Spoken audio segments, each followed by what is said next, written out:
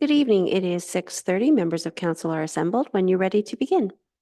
Okay, thank you very much, Don. Good evening, everyone. I'd like to call to order this regular council meeting of the Council of the Town of Saugeen Shores and welcome all members and everyone joining us in the room this evening and everyone watching via the live stream.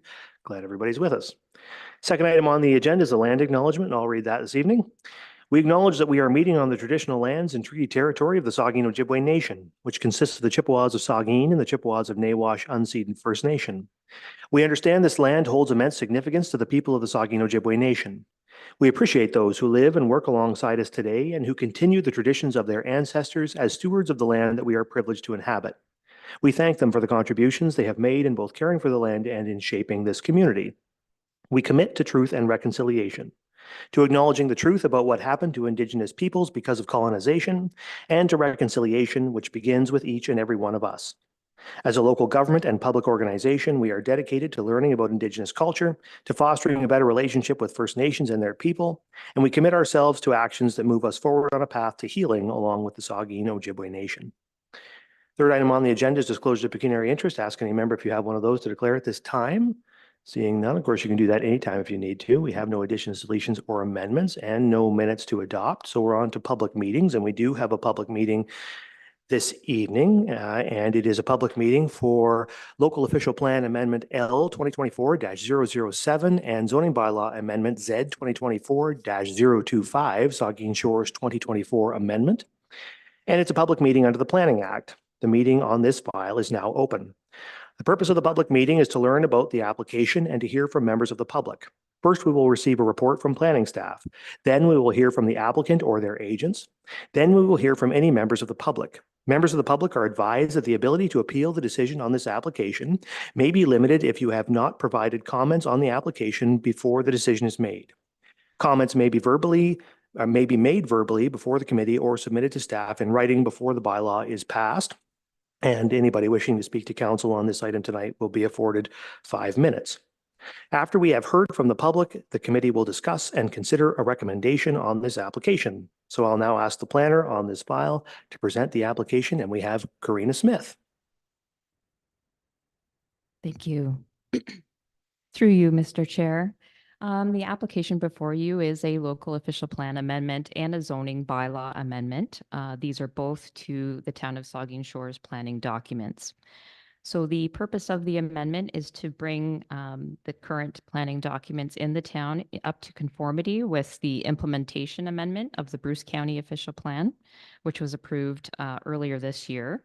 It's also to introduce on-farm diversification as per the Bruce County official plan amendment, which was approved in 2022, as well as direction provided by the provincial policy statement and provincial guidelines. The third reason for the amendment is encouraging intensification and diversification in the town itself. The fourth reason is to review of the parking provisions in the town against those of other similar municipalities. And the fifth reason for the amendment is other housekeeping amendments to both the local official plan and the zoning bylaw. So the purpose of today's meeting is just to present this proposal to council and to the public and to get feedback from both. At a later date, we will return with a recommendation report, which will incorporate comments provided by council, public, as well as members of the community and agencies, I should say.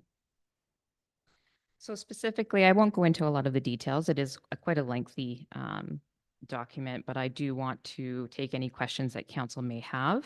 The one thing I would note, we did receive agency comments from various agencies, including the Blue Water District School Board, the Ministry of Transportation, the Historic Saugeen Métis, the Saugeen Valley Conservation Authority, as well as Bruce County Transportation and Bruce County Planning, and those are being considered by town staff currently. We also did receive comments from Hydro One, which aren't included in your agenda package, but essentially Hydro One had indicated no issues or concerns with the amendments.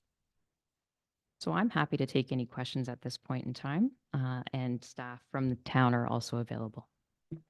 Sure. Well, first we'll just work our way through the public meeting pieces here, and then we'll come back to any questions. So we will hear from members of the public. Are there members of the public who wish to speak to this? I guess I should ask first, does the applicant wish to speak? Jay, do you have any comments that you'd like to make at this time? No?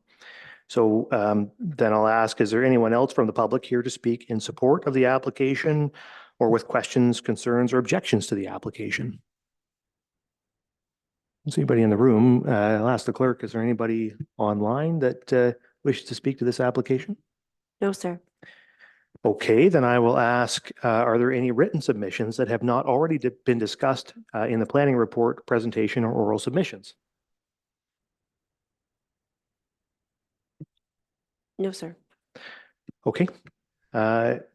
So then I'll ask if any committee members have final questions on the application before we close the public meeting and discuss the application. Councillor Grace. Thank you, Mr. Mayor, and thank you, Karina, for the report, and Jay for your input as well. My first question is about, this is in the section on encouraging intensification and diversification of housing. And there was one of the recommendations is addressing additional residential units within an accessory residential building. So I'm wondering if you could explain what kind of situation that might be. Yes, thank you for the question through you, Mr. Chair. So an accessory residential building is an accessory building on the property. So there needs to be a primary dwelling unit, whether that's a single family or other dwelling type. The accessory residential building may be a standalone building, so it might be a tiny home in somebody's backyard, or it may be a garage that has an apartment associated with it. So there's different formats that could take. The proposed amendments to the zoning bylaw are identifying that is already a permitted use to have additional residential unit within an accessory building, but it is identifying that there are additional dwelling types in which that would be permitted, the primary building, I should say. So the introduction of a duplex and a triplex among the permitted uses. So if, let's say we had a garage and we had an apartment above the garage, would this also allow an additional apartment somewhere in that same building, in that same garage? If it was associated with a structure like a single family or a duplex, then yes, you could have another accessory in that building. Okay. I have one more question, and that's in the section about parking. And I wondered if you could just explain the recommendation with regard to minimum accessible parking requirements. I know when your comment to me, you said reintroduce, didn't really mean that, but could you explain that recommendation about minimal accessible parking requirements and standards in all zones? Are you just clarifying the policy, or is that actually being changed? Yes, thank you for the question through you, Mr. Chair. So currently in the zoning bylaw, there is a provision that says that for a new development, except for residential purposes, the accessible parking requirements are determined by the Ontarians with Disabilities Act and its regulations. So what the town has done is actually included the residential uses in that and also specified what are the minimum requirements. So for example, for 5 to 25 spaces of normal parking, you would need one accessible space. So it's just clarifying what is already permitted in a general way in the zoning bylaw. Thank you. Okay, further questions before we close the public meeting? The Deputy Mayor. The Deputy Mayor, yeah. Thank you. There's a lot to digest in the document. I don't know how specific, but I noticed that there's two sections that basically list off a number of studies that would be required. I believe one relates to site plan associated with maybe a subdivision or a subdivision application, and the other one is for secondary plans. I just has a comment more so than a question, maybe. Some of the same things are on both lists, but some have different titles and some are missing from the secondary plan list. So I just thought it was maybe an area that I was going to say why, but I don't want to go through them all right now. But it might just be a place to take a look and see that the language is the same, but also some have been left off the secondary plan list, maybe for good reason, but there are some that I thought, oh, why aren't they over there too? So that's more of a comment than a question because there's too many to go through. I did want to ask though, there's reference to the delegation of authority in some cases, and it says to pass minor bylaws to a committee or an authorized municipal officer. And is the committee that's being referred to there the Committee of Adjustment? Or is it some other committee? I'll just have to check on that. I believe it's a separate committee. It's item 6.29.2. It's I think it's a new one. Is the Amendment 25. manager of development services may have a comment? The act doesn't say in that section the appointment of a committee of adjustment. It could be any committee given the power to implement minor bylaws. Okay. And is it a minor bylaw, sorry. There are some specific examples here, but it's not the same thing as a minor variance. There's still a totally separate process for minor variances. Is that Yes. correct? Correct. That's my understanding, Mayor, as section 45 is still there as an option. Council can appoint a committee of adjustment, and that is managed the same way that it more or less is now. And then minor bylaws is this new provision that allows council to decide if they would like to delegate bylaws of a minor nature to a staff or committee. Thank you. And I did indicate a question as to why there was requirements for signage associated with accessible parking spaces and electric parking spaces, but not for bicycle parking spaces. So I'll just leave you with the question because I did ask it in advance, and I don't think there's an answer. I just think it's just something to consider for the future. I found it a little confusing, the home industry, home occupation difference with agriculture property. Is there, because there seems to be some changes, some things were added or specifically excluded.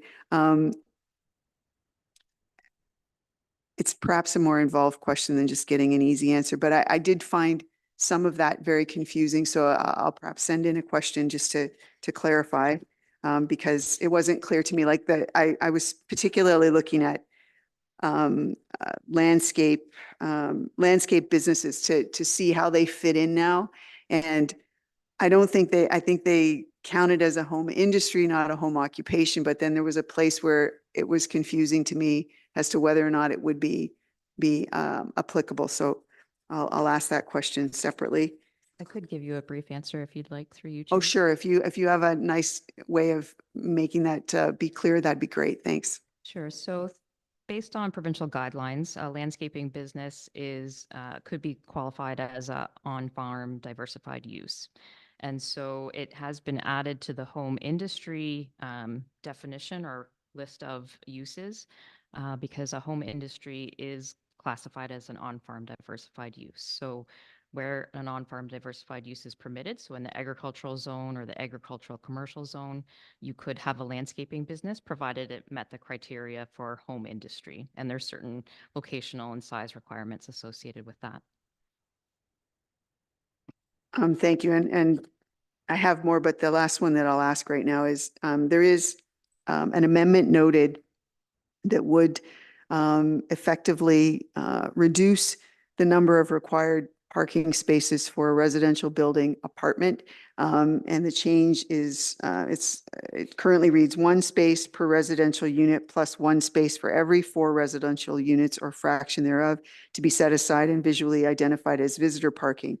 The amendment being proposed is 1 space per residential unit plus 1 space for every 8 residential units or fraction thereof to be set aside for and visually identified as visitor parking. What is the rationale for going from one every 4 spots to one every 8 spots for visitors? Is there an explanation as to why that's desirable? Thank you.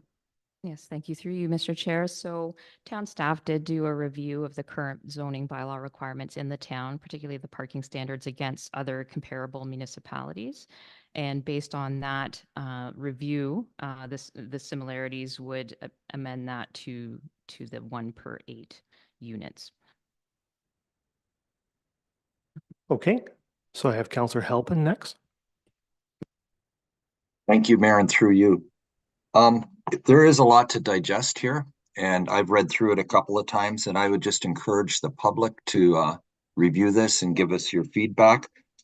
A couple of the comments that I have is the Blue Water District School Board comments. I think it's good that they really support increasing the height to allow taller schools, because it's time to have 2 and 3 and 3-story schools to save space. I also support the Blue Water School Board reducing parking, or their suggestion to do that. I do have a question about our on-farm uses. For instance, in a previous career, I had a construction business, and we rented a bit of space in a drive shed to store scaffolds and concrete forms and such as that. And if we're going to have these service businesses, we need places for them. So I would like to see, as well as landscaping being able to be used in farm uses, I would like to see construction as well, because these are the businesses that are serving the community, and we need a place for them to operate. And generally, I think it's a good document. I support the increased density and many of the things on it. And I, again, just encourage the public to look at it and read it. But I will, for the planner, if I may, is there a reason why you could have a landscaping business but not a construction business as part of on-farm use? Thank you. Yes, thank you for the question. Through you, Mr. Chair.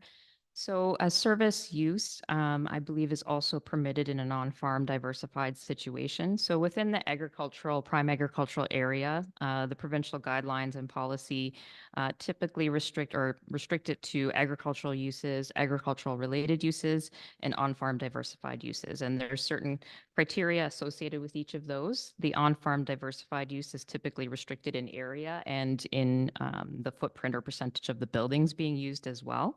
So we can certainly look at whether the amendments appropriately capture both landscaping and other contractor type service arrangements. Okay, further Thank comments? you. All right, well, so we'll start down at Councillor Stack and come up. We'll go Councillor Stack and then Mayette, and then on our way up. Hey, thanks. Just a quick question in section 3.8.3.1, you've added section 3.8.3.2 around low density residential uses in recreational designations. This just probably just betrays my ignorance here, but is high density permitted near recreational facilities, or what's the justification? Like, I understand it's for diversification, but what's the specific need for this amendment? Yes, thank you. Through you, Mr. Chair. So the addition of the residential uses to the recreational designation is to, as you noted, provide more diversity and options. And because it is a recreational designation, it was kept at a low density permission as opposed to allowing for medium or high. Sorry, and is there a reason, is the reason that we're allowing low density because it would be harder to have high density given the amount of recreational space around, or why low but not medium or high? Manager Development Services, or?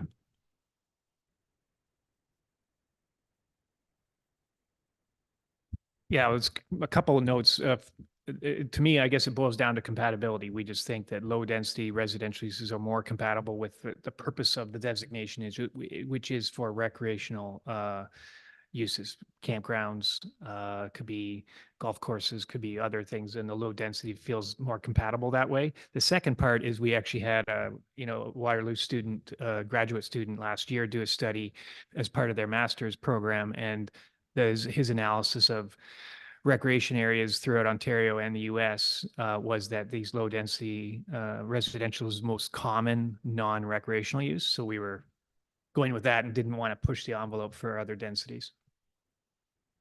Sorry. And so is recreational, that's separate and distinct from soccer fields, parks, that type of thing, or is it all one and the same?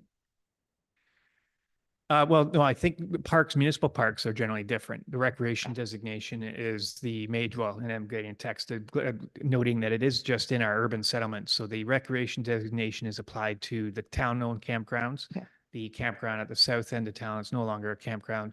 Canoris, that's, I guess, just up here, and that's it. So, yeah. Okay, perfect. Thank you. Okay, Counselor Mayette, and then Thank you, Mr. Mayor. Through you. Is it safe to say that the changes that are proposed in the agricultural uses and the agricultural, commercial, industrial related uses are being driven by the provincial policy statement and not necessarily homegrown? Yes, thank you for the questions. That is correct. It would be primarily driven by provincial, and then the county has adopted those provincial requirements as well. So the Okay. local plan and the zoning bylaw needs to be brought up to conformity with that.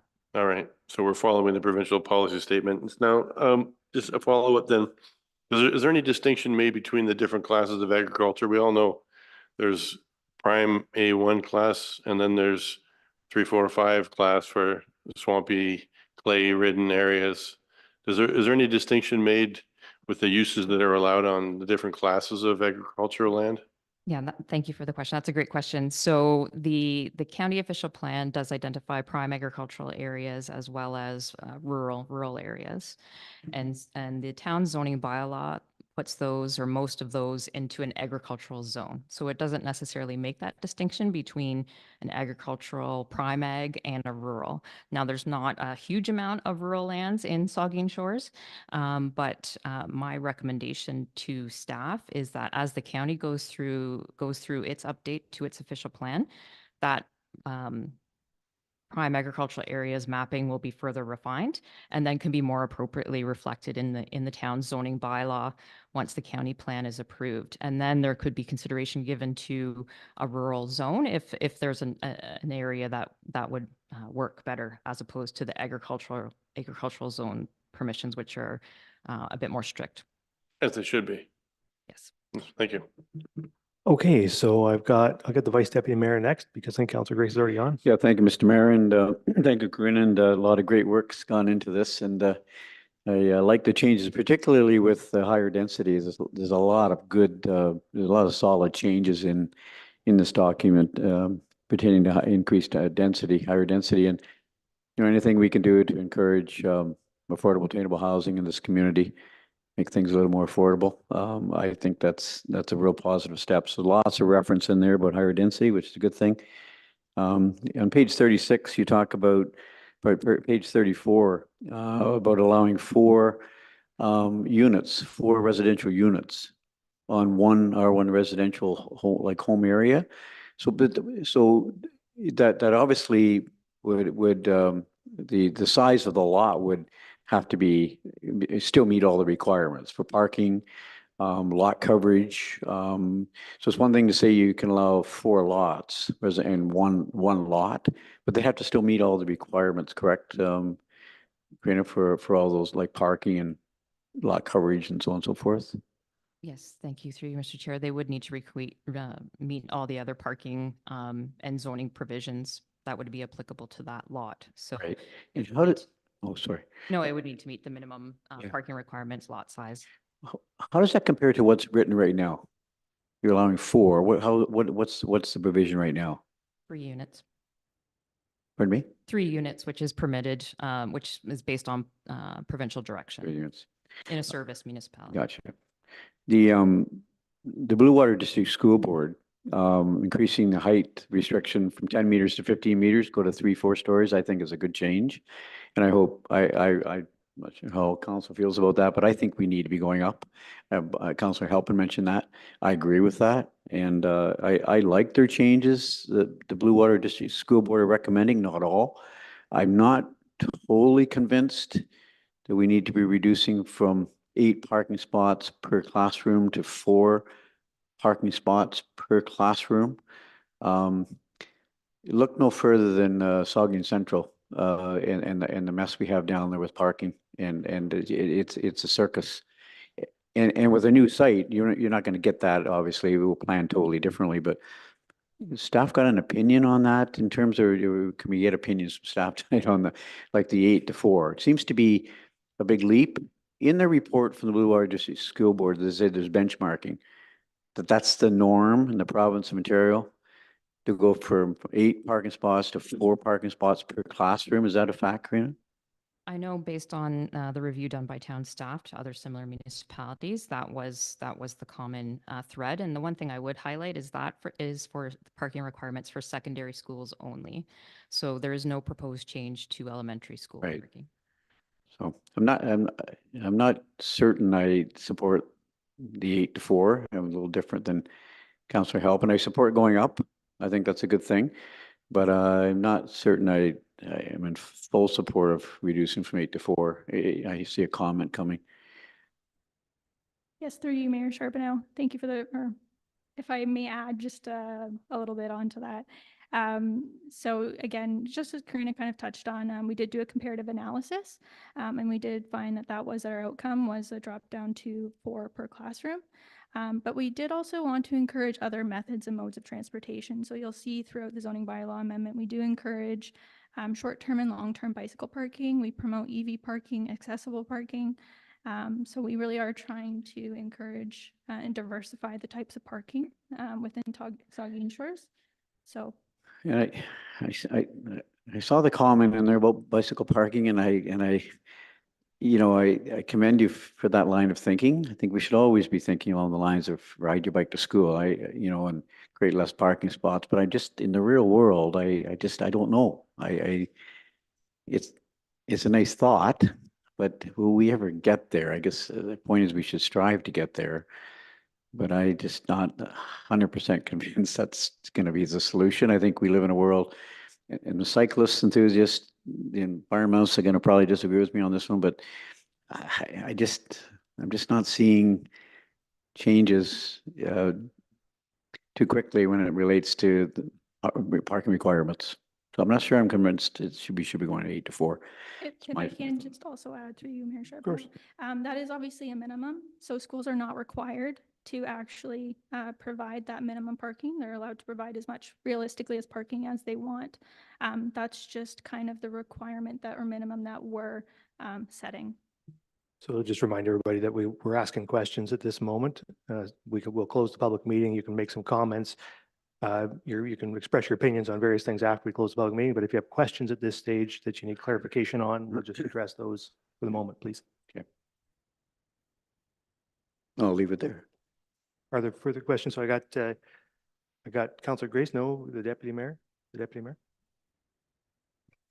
And I hope this doesn't go to where you just talked about, to finish off the school board submission. They did specifically mention about having schools possible and schools, not an elementary or a secondary, just a school or a public service facility, I guess they're called now, in all zones. And there was also mention of removing the requirement that a school be located on an arterial or collector road. So at some point, I would welcome feedback from staff about that, because it's not picked up in what we received, but the school board mentioned it. I do have a couple of questions, though. This is section 2.11.2.1.1. It's about lot creation. There's a removal here, and I just was curious why the removal is important to consider it. It reads, the division of land represents infilling in a built-up area or a minor extension of such area, and the proposed lots are compatible with the lot area, period. What is removed is frontage and density pattern of the surrounding area. I just am curious to understand what this means in terms of lot sizes created, because There has been concern, some of us will remember the signage that went up, stop the lot splitting. So if the division of land represents infilling in a built-up area, this is dividing up lots in a built-up area, but the lots, the proposed lots are compatible with the lot area. Does that mean compatible still with the neighborhood, even though frontage and density pattern is being suggested to be removed? Like I'm just would like to understand why that little segment at the end, it's deemed okay to just take it away. Yes, so my understanding is the intent of that change is to put it to a compatibility analysis. And so compatible doesn't mean like for like, it might be something similar, so long as there's not a negative effect to the surrounding neighborhood. So you would take the neighborhood character into consideration on lot creation purposes where it's an infill or rounding out of the area. So it's just through you, it's just removing a specific reference, but some of that would still fit into the discussion. That's correct. Okay. Another one that I wanted to, I think Councillor Stack made the first comment about now, because a brand new thing, as far as I can tell, is this addition of low density residential uses. This is 3.8.3.2. Low density residential uses shall also be permitted where full municipal services are provided. So is what this suggesting, is this enabling residential development on golf courses and outdoor and indoor sports facilities, existing trailer parks, offices like that? The list has quite a few little elements in there. Is the intent to enable low density residential uses in areas where they've been very different uses? Is that what this is referring to? Yes, thank you for the question. That is my understanding. It would be introducing those into areas where residential has not been a primary use. So in your professional opinion, how does one introduce, I think there's a recreational vehicles is here. I think maybe it's an RV park that's being talked about, but how does one introduce residential areas into an outdoor or indoor sports facility? Like, how does that happen? What does that look like? Like, what are we potentially enabling here? Manager of Development Services.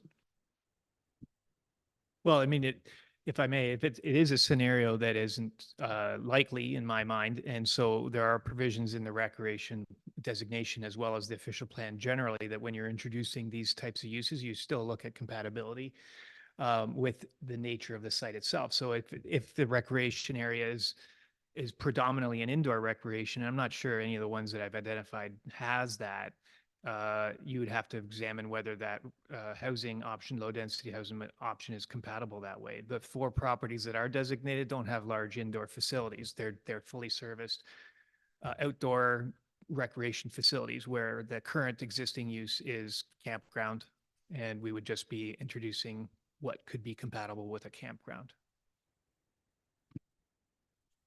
Okay. Still doesn't make sense to me, but so it's taken me Why you close, guys are considering taken me this. closer to it. I did want to ask a final question right now. As we're going to hear later on, we've got now the use of universal built units. And I believe universal built units are a new way of describing units that have some accessibility features in them. However, I don't see that where there's a match or a connect between the requirement for a certain number of accessible or universal units or something in a build. There isn't a match with the number of accessible parking spaces that's required. And I see that as a bit of a disconnect. If it's important for us to put in our zoning bylaw or our official plan that there's a specific request related to accessible or universal units in terms of building, or if we're building it into other policies with the town, I would wonder why the parking situation doesn't match the numbers that we're coming up for on the build side. So I don't know if you have a response to that, but it just seemed like a disconnect to me and an opportunity maybe that we're not capitalizing in the way that this is now being rewritten or suggested for amendment. Thank you.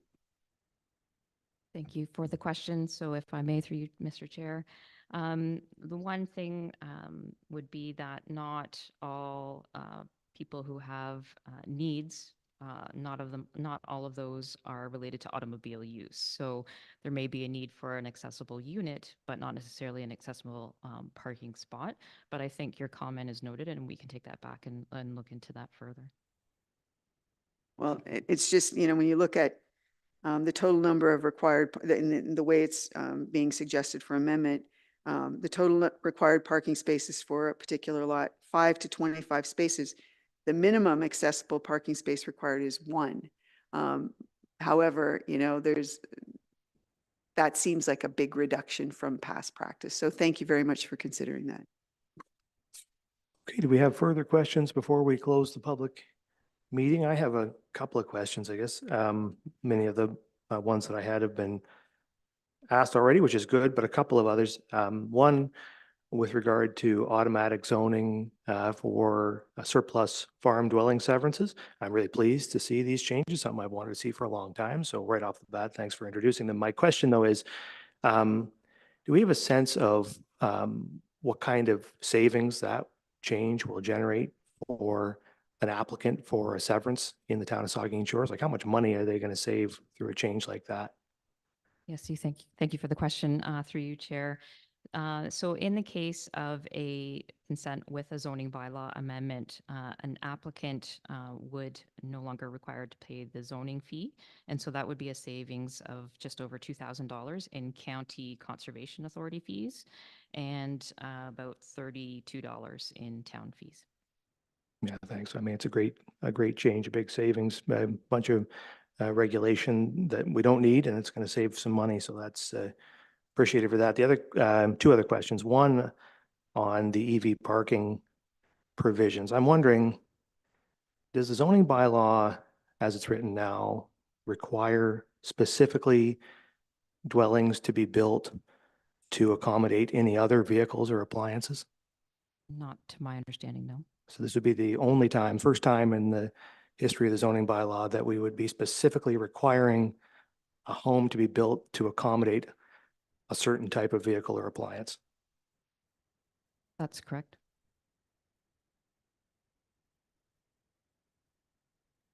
Yeah, it depends. I mean, I guess I'd need, if I may, more clarification on what you mean by those. Well, like, do we standards. require a house to be built to have an electric dryer? Okay. We require many different technical requirements and not all related to parking. And it's certainly No, not but I on mean, the in terms, inside of a like a house. specific type of appliance, like an electric dryer or I don't know, an electric toaster, or do we have any specific requirements in the zoning bylaw that requires a house to be built to accommodate a specific appliance or vehicle? No. Okay. So my final question is regarding the county OP consultation.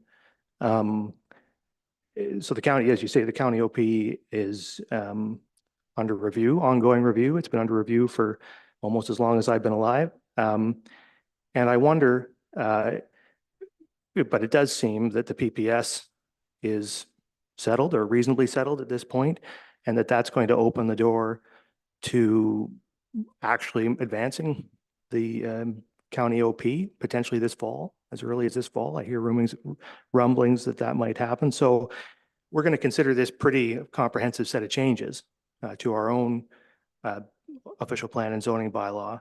Are we confident with this group of changes that it's going to align with where the county OP is going to go, or are there pieces in here that we think we may have to revisit after? Because like the one, you were talking to Councillor Mayette about rural versus, A1 agriculture and rural designations. The county OP, in at least its earlier iterations, envisions a whole new concept of potentially prime agriculture, right? And new regulations presumably around that. do we anticipate that we're going to be in alignment, or are we going to have to revisit some of these things in a year's time because the county has headed somewhere that we didn't anticipate? Yes, thank you for the question. So through you, Mayor, I anticipate, other than the comment that I had made earlier about the rural and agricultural designations and how that's implemented moving forward in the town's zoning bylaw, based on my review of the amendments to date, I think we're in a good place, that it wouldn't require any further changes or a revisit to something that was amended this year through the town's proposals. I think that the town staff have built in enough flexibility in terms of number of units and dwelling types and other things like that, that will capture what the provincial intent is without going down the specifics of numbers, which is where you can often run into issues of having to amend things. The other thing that town staff have done is looked at the recent amendments that the county has done through its official plan, which includes language and pointing to policies more generally, as opposed to pointing to specifics, which then requires you to update the official plan every time the province changes something or the zoning bylaw. So it's building in a lot more flexibility. So I'm hopeful that that would not be the case, that we would need to amend this in the next month or couple months or year. Okay, good enough. Okay, there's some final questions. The Deputy Mayor. The mayor asked, thank you. The mayor asked about electric vehicle parking. It's only, and I'm just making sure that I understand, because you mentioned a house. It's only buildings or lots that have more than 4 dwelling units that the requirement clicks in about electric car parking spaces. That's correct, right? Yes, that's correct. And there's no possibility, and because it talks about, they have to be clearly marked and signed and all that kind of stuff. And, but there's no possibility that somebody, because 4 plexes or 4 units can be on a lot now, there's no potential for that to, with an ARU to slip in there that pushes that up over the 4 that would trigger, this requirement on just a regular old lot. The intention is that these are multis of 5 or more, right? That's correct. Okay, thanks. Okay, Councillor Matt. Thank you, Mr. Mayor. And just as a follow-up to your question about the utility connection required for houses for a car charger. I think there is another utility that is required. If you're in a neighborhood that has natural gas, it's a requirement to bring the natural gas into the house. You can't forego it and say, no, thank you, I don't want to be connected to natural gas. It has to come to your house. So that's a forced connection as well. If it's, because there are people who say that I want to be electric because I work for a company that makes electricity, for instance. But if there's gas on the street, you have to pay for it to come to your house. Okay, is that in the zoning bylaw? I would have to look. I don't have the answer. I doubt it.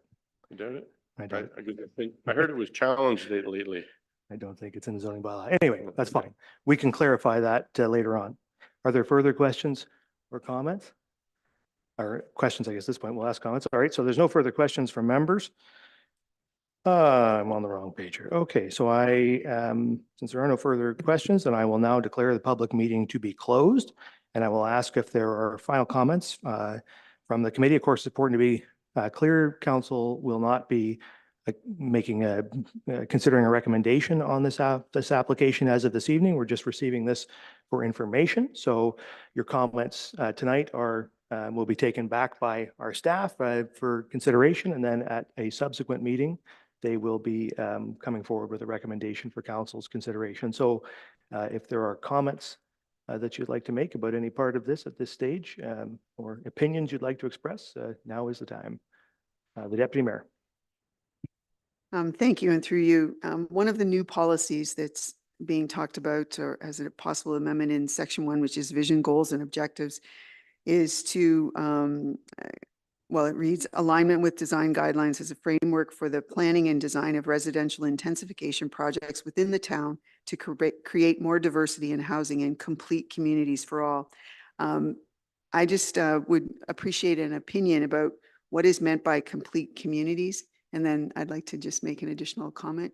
So, because I applaud the introduction of the more diversity in housing and complete communities. I just don't know what that is defined as. So, because it sounds like a great policy. Okay, one more question then. That's right.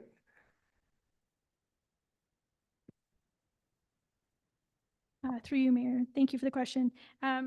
Sorry, I want to confirm which specific amendment was that? What number? It's 1.2.2.2P.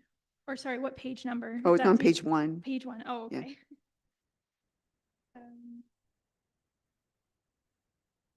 Okay, the new policy for alignment with design guidelines.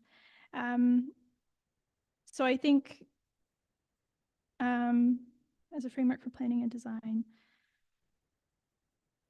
I think the idea was that as we're trying to create new diversity and intensification of housing, ultimately what we're trying to achieve, and I think any planner is trying to achieve, is a complete community that has the diversification that can accommodate all people of different incomes. So I think just ensuring that, and especially with the bill changes and not being able to exactly regulate the design requirements. We're really just trying to encourage that people or developers align with our design guidelines when they're considering a development proposal. Thank you. My comment then is I appreciate some of the opportunities here to clean up some language and to introduce new terminology or to reflect additional or changes to provincial policy. I'm very concerned though about our attempts or our requests to reduce parking. And I understand the reason, we want to encourage this active transportation and that sort of thing, but this is a community that pretty much to do almost anything here, you need a car, you need a vehicular transportation. And by reducing parking numbers in a number of different ways in terms of this housekeeping amendment to the official plan, I think we're potentially setting up future problems associated with where are people going to park. And, there's in some cases, there is municipal parking on the street nearby. There's also municipal parking lots nearby. Of course, we have some restrictions related to snow removal in the winter in those areas. However, in some cases, there are developments that because of their location, they will not be near street parking or any kind of parking lot other than potentially an adjacent commercial or other institutional parking lot. And so I'm concerned that we're just, by reducing in so many ways parking requirements, we're just setting up that there's going to be some difficulty in the future in terms of parking. I also appreciate the idea of diversity in housing. I do think that once we get through this process, we need to take a good look at the next step in terms of realizing what that diversity is all about, because this is not really related to ensuring that it's about different kinds of housing being potentially built or available within the community. It says nothing about affordability. And, certainly I think it would be good to kind of, once we get through this, to make sure that we add the other piece in there, that what we've done, get some action items to ensure that some of the goals that we have in mind can be taken into account. But I have concerns about parking reductions, given the reality, as it was mentioned with bicycle parking too, given the reality of our community going forward. I think maybe we're a little too quick to do that right now. Thank you. Thank you. I got the Vice Deputy Mayor and then Councillor Helping. Yeah, thank you, Mr. Mayor. And I said this earlier, but I guess this is maybe the time I should have been saying. I get kind of mixed up sometimes between public meeting and when we're supposed to make the comments and when not. And I think I know after 10 years have this figured out. But I support like the encouraging intensification, diversification of housing. And there was a comment in here about increasing minimum intensification target in the build-up area from 10 to 15%. requiring minimum of 35% of all new housing be medium high density. I really like the increased density comments in this report. I think we're absolutely doing the right thing. I like to see that height restriction for schools to go 10 meters to 15 meters. I think that's positive. And I'm not sold on the 8 parking spots to 4. I agree with our deputy mayor that I think we've gone a little bit too far with reduced parking and you know, in all due respect, you know, bicycle racks are great and increased bicycle parking. I'm just not convinced totally that, but you placed a lot of emphasis on bicycles, which I'm just not really convinced it's going to ever replace the need for additional parking. So I might be able to get to parking spots for school from 8 to 6 perhaps, but not 8 to 4. That's just my thought, and I'm not sure where we'll go with that as a council, but I'm not going to support going 8 to 4. So, but again, kudos. I think it's some great changes. So, and particularly when it comes to housing, I think anything we can do to make changes to make further provisions for affordable housing, higher intensification, I think it's a great thing. So, Thank you. So I have Councillor Halpin next.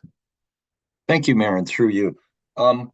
In one way, increased supply increases affordability.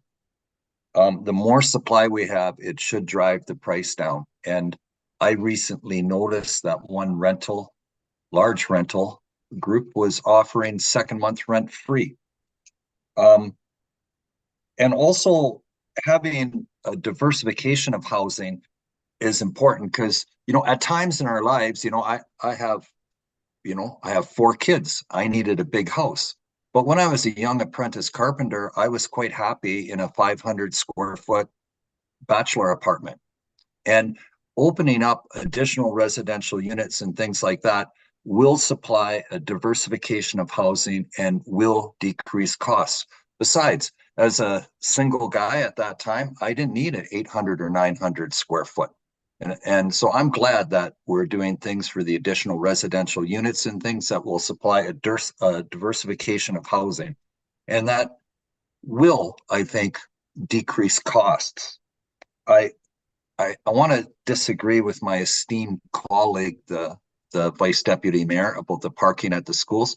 For instance, at an elementary school, students don't drive. So you're only parking the staff, you know, and we don't need sprawling parking lots for that.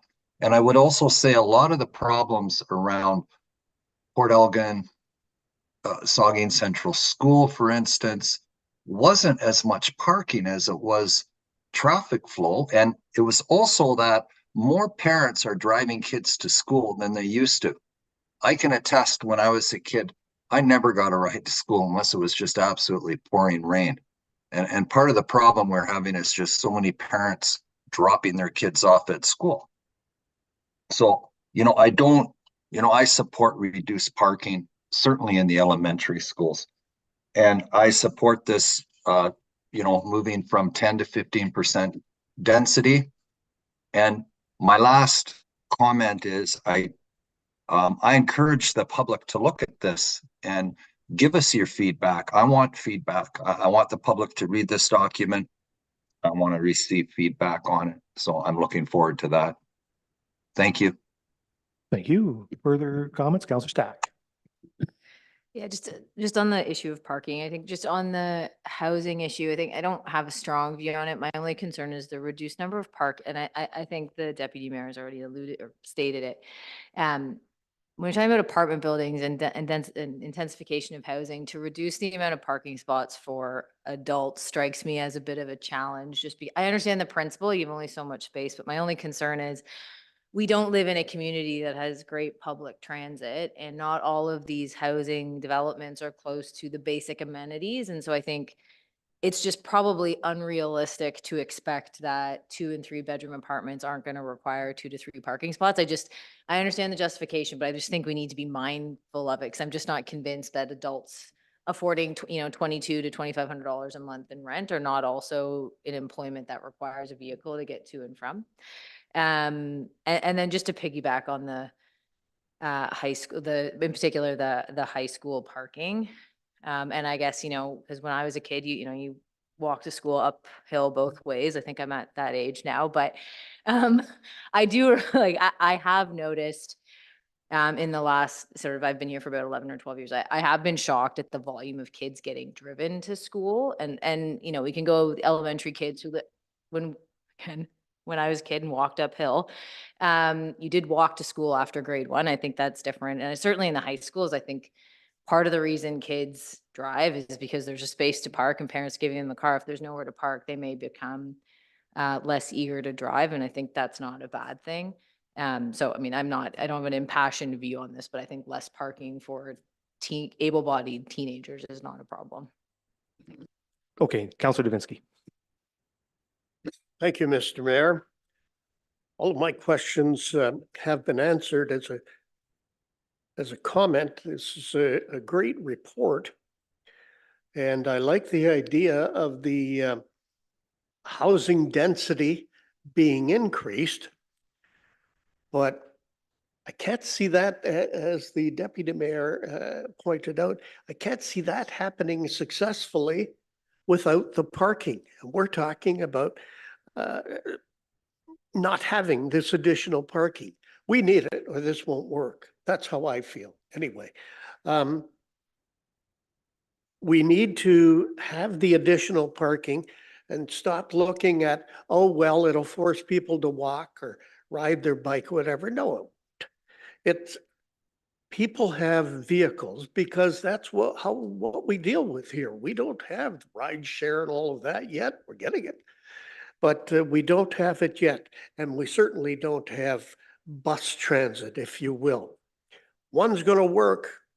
It'll be great, high density, but we need additional parking. And I think that's one of the biggest issues that we're going to face with this. Thank you, Mr. Mayor. Thank you. Further comments?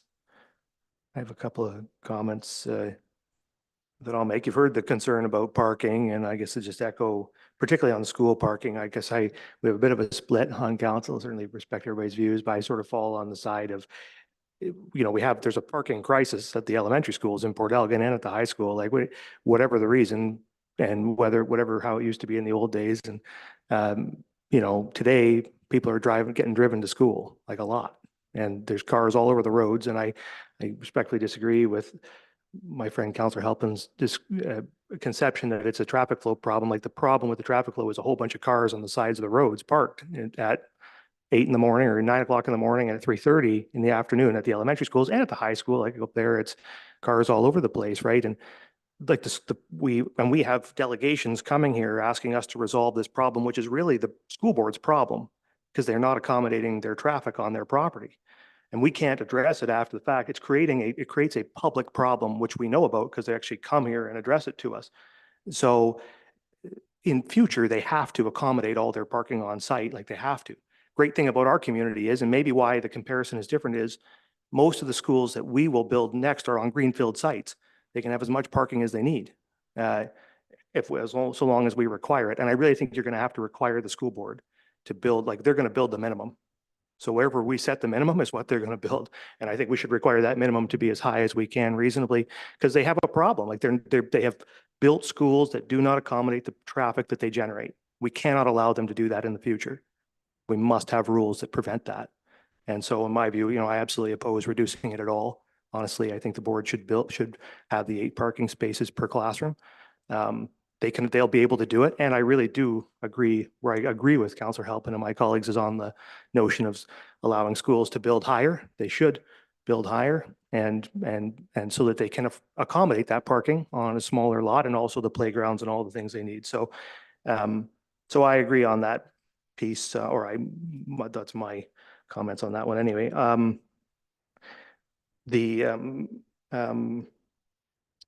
What do I have here? Oh, on the question of the amendment to allow the delegation of minor bylaws, I oppose the delegation of bylaws in any way, shape, or form.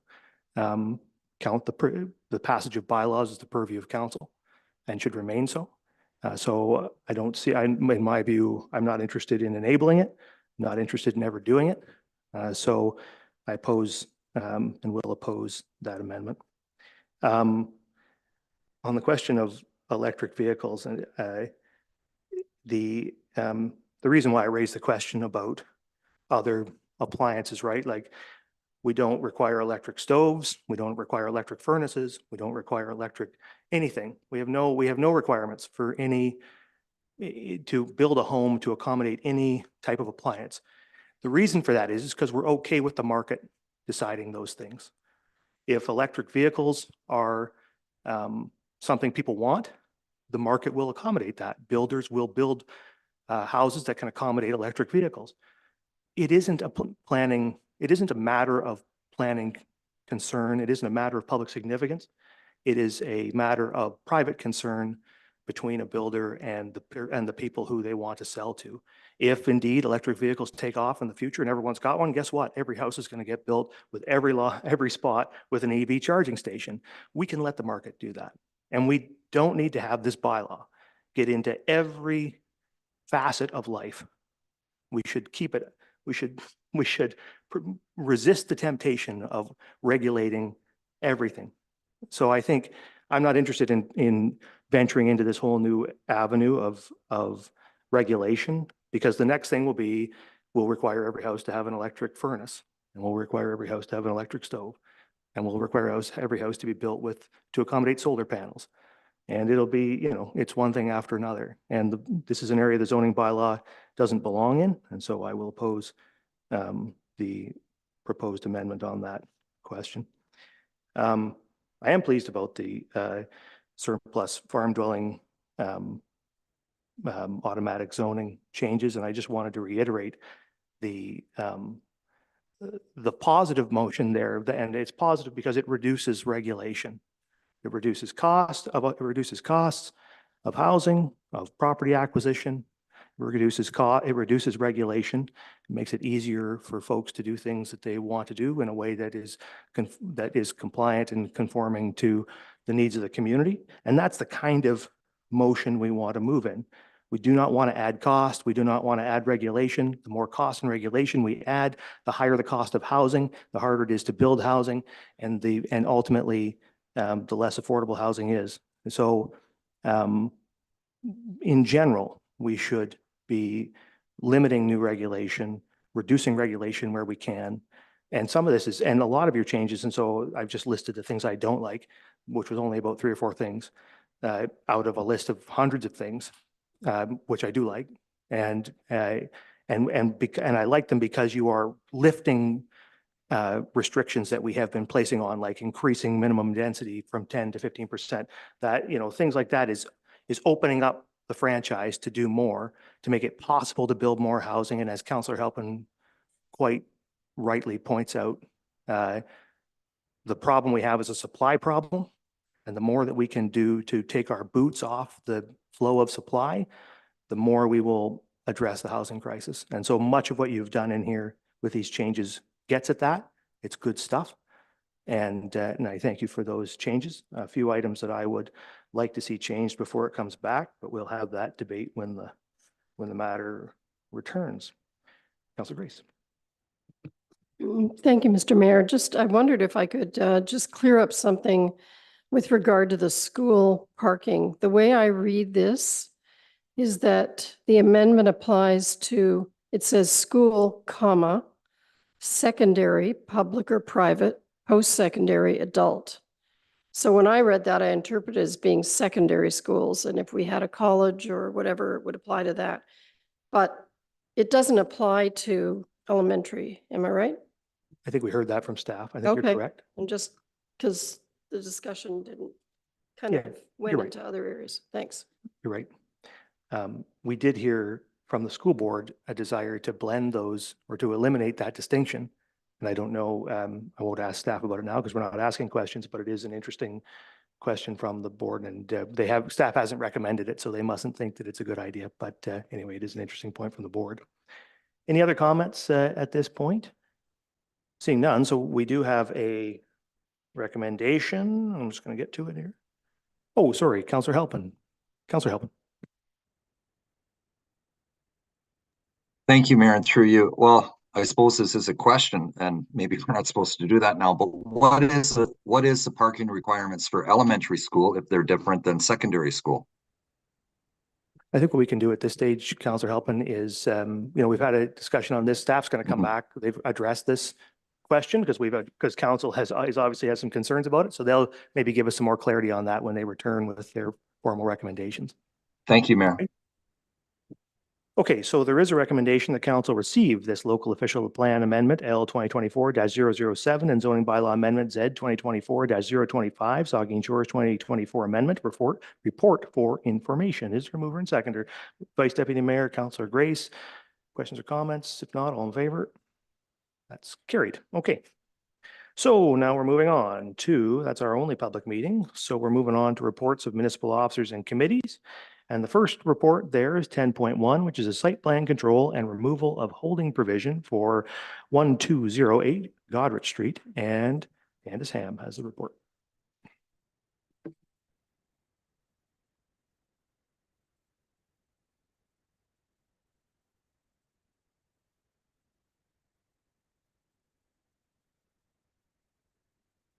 Good evening, Mayor and Council.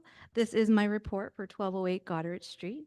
This is a site plan control that's been submitted by MHBC Planning on behalf of their client, Summerside Land Holdings and Lord Elgin Estate Developments Limited. It proposes a construction of 3 6-story residential apartment buildings containing 195 units that will be a condominium. This report is presented for information and comments, which will be considered as part of the site plan approval process. The holding provision is being recommended to be lifted from the subject lands as an acceptable stormwater management plan has been submitted to the town. The subject lands are located at the northeast corner of Devonshire Road and Waterloo Street and form part of a larger land holding containing the Port Elgin Holiday Inn Express and the Staybridge Suites Hotel. A draft plan of subdivision application has also been submitted to establish the lot fabric for development on the adjacent lands. In 2021 and 2022, the portion of the property where the apartment development is proposed was redesignated and rezoned to allow for the high-density residential development. In addition, a minor variance to reduce the interior side yard setback was granted by the Committee of Adjustment just earlier this year in May. The overall density of the property is 90 units per hectare. Each building has 65 apartments with 1, 2, and 3 bedroom options. Each building also has an elevator and dedicated amenity space. Each of the 195 units is proposed to contain their own individual laundry facilities, and each building will have garbage collection and underground parking. The total number of parking spaces at the site is 250. That's 195 for standard parking, which is 1 per unit, with 55 visitor parking spaces. A total of 7 barrier-free parking spaces are included. 3 of those are underground, 1 in each building, and 4 at the surface, which are flagged for visitor accessible parking spaces. An emergency access route will be established to ensure there is more than a single entrance to the property for emergency vehicles, and the landscape open space area is exceeding the required 30%. Preliminary staff comments on the site plan control application were provided to MHBC earlier this year, and they provided a response that addressed a number of the updates that are listed in my report. Town staff are in a position to recommend approval of the drawings and to negotiate the site plan control agreement with the developer. The specific requirements within the agreement would establish the emergency access route, and for stormwater management purposes, an easement would be established as well. Subject to the comments from council, the agreement will be finalized. The holding provision is also being recommended to be lifted because of the acceptable stormwater management plan. That concludes my report. Okay, thank you. So there is a resolution that council passed a bylaw 50/2024, being a bylaw to remove the holding H provision from the lands described as 1208 Godrich Street, Saugeen Concession, Lake Range, Part Lot 48, Reference Plan 3R10149, Parts 1 and 2 and 5, Saugeen Township, Town of Saugeen Shores. Is there a mover and seconder? Moved by the Vice Deputy Mayor, seconded by Councillor Stack. Questions or comments? Start with Councillor Stack and we'll come down. Thank you. And I should have sent this question in advance. It just occurred to me this afternoon, so I'm sorry. We've recently at one of the Committee of Adjustment meetings, we had some discussion about, in this instance, like a housing development that moved from condominium to freehold. I'm just curious, and you can get back to me if you don't have the answer. Is it possible for, at any point, for the developer to change from condo to rental units? And the reason I asked that question is they were here recently and they had made a comment about, I think you need to sell 60% of your units before you'll start construction when you're doing a condo, recognizing the market.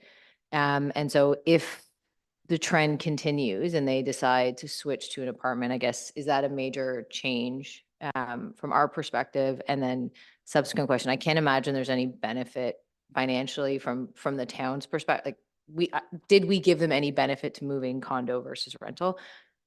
My expectation is no, but I'm just curious. Through you, Mayor Charbonneau. The intent right now from the developer is to do a standard condominium. And so what the process is that they have their planning in place and they're going through the site plan approval process, which then will allow them to apply for a condominium exemption application. So slightly different than a draft plan of condominium, which would happen up front. This is getting through the planning process first, and then they apply for their condo exemption once they have all those approvals in place. In terms of switching, right now they haven't actually established that they will be a condominium development. That's their intent. But to have that formal condominium, the exemption process would have to be followed through on. So there is an opportunity that they could decide that they won't go that route, and that they would rent out the units. If that were the case, we would review our different policies to see if there were, like currently with the condominium proposal, they are subject to development charges. Potentially, if there's a shift, they would maybe exempt from development charges under those policies. So I'll get to Davinsky next, Halpin, and then the Vice Deputy Mayor.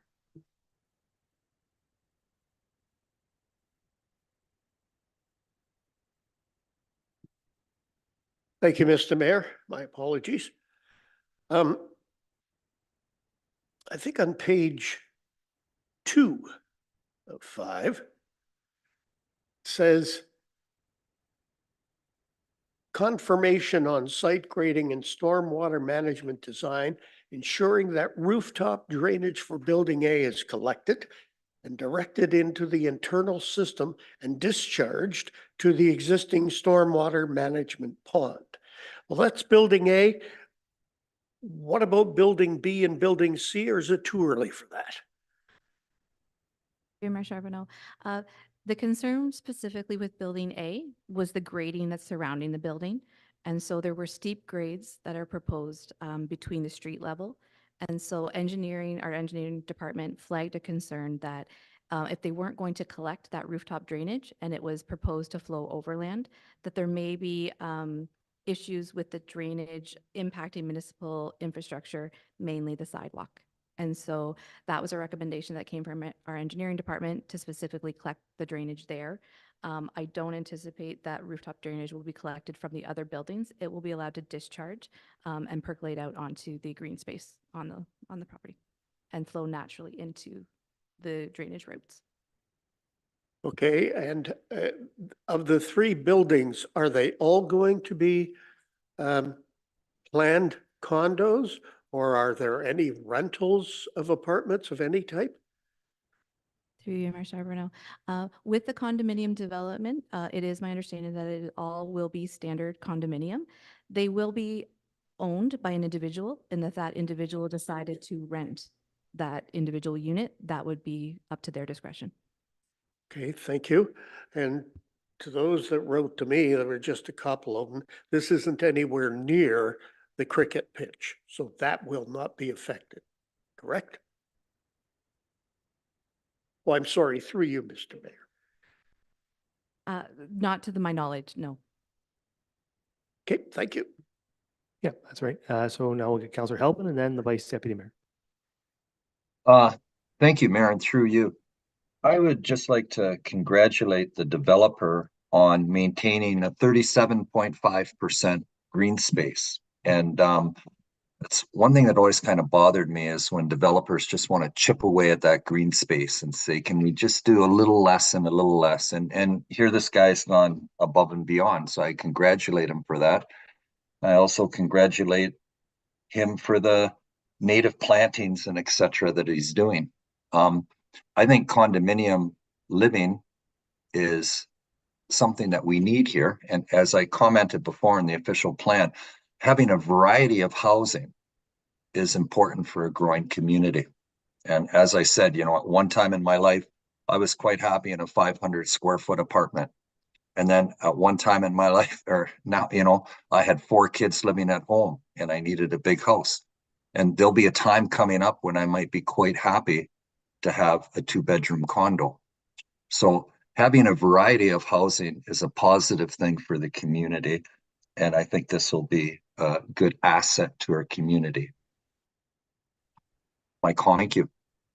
Thank you. The Vice Deputy Mayor. Yeah, thank you, Mr. Mayor. And I just wanted to echo, I had one of the comments I'd written down was about landscaping, and they surpassed that 30% threshold for green space and landscaping. I want to commend the developers for that. And I just want to emphasize the importance, Candace, that when this public meeting happened a year or two ago, the residents on Waterloo Street were really adamant. They'll be facing 6-story buildings now, and any way we can soften that area in Waterloo Street on the east side of the road in front of those buildings, when we get into the site plan control negotiations, I'm all for an enhanced landscaping plan on that side, because I think we really need to soften Waterloo Street the best we can. And we heard from the members of the public on that. So I hope they do. And I think from what I'm seeing in their drawings, they have plans for that. But I just wanted to say it again tonight. Anything you can do as a staff member when you get into negotiations, really fight hard for enhanced landscaping on that east side of Waterloo. I think they really nailed it with the parking, the 250 spots, for 195 units. I think that's a really solid plan. And the 1, 2, 3 bedrooms, we've approved about 800 apartment units in this around this table in the last year and a half, 2 years.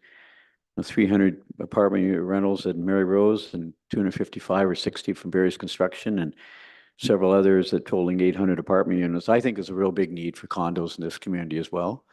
And if they do decide, and I asked that question specifically at the last meeting, when are these going to be put on the market for sale? They're a little evasive, but it seems to me in talking to the developers that there's some interest in selling those as condominiums. And we need something in that 500, 550 range, whatever it is, that missing middle. A lot of houses being built for $700,000, $800,000, $900,000. People can maybe moving in from out of town can afford that 550. That's a lot of money still. But people coming up from cities, hopefully they'll come and relocate here and buy into the condominium. So I just wanted to also congratulate the developers, because I think this is just 195 units. They're condos being sold. I just think it's a great addition to our community. So good luck with your negotiations on the landscaping. And I think it's going to be just a beautiful development. Okay, thank you. Further comments? The Deputy Mayor. Thank you. And through you, when we had the minor variance application at the Committee of Adjustment, the two that were representing the developer spoke very, very well about, why they were looking for a slightly reduced setback. At that time, the emergency access route wasn't visible on the map, so it's really nice to see that now coming through. It was mentioned in your report, because even though it wasn't part of the minor variance application, there was concern about one way in, one way out, and what that might mean for an emergency situation. I did want to ask 2 questions. It's mentioned in the report that this would be a private road, and the assumption would then be that municipal services won't go in there to do things. We've had some requests recently from one came to council, and I know some have been made over the phone to staff, related to services being provided to some other condo corporations in our community. Is that, and it would be my understanding that if these are sold, that those units will have the waste management fee attached to their property taxes. Is that a negotiating item that, because I would assume on a private road, we're not even entertaining the idea of the municipality providing any services in there. But again, we've been asked recently from other places that have condo situations to provide that going forward.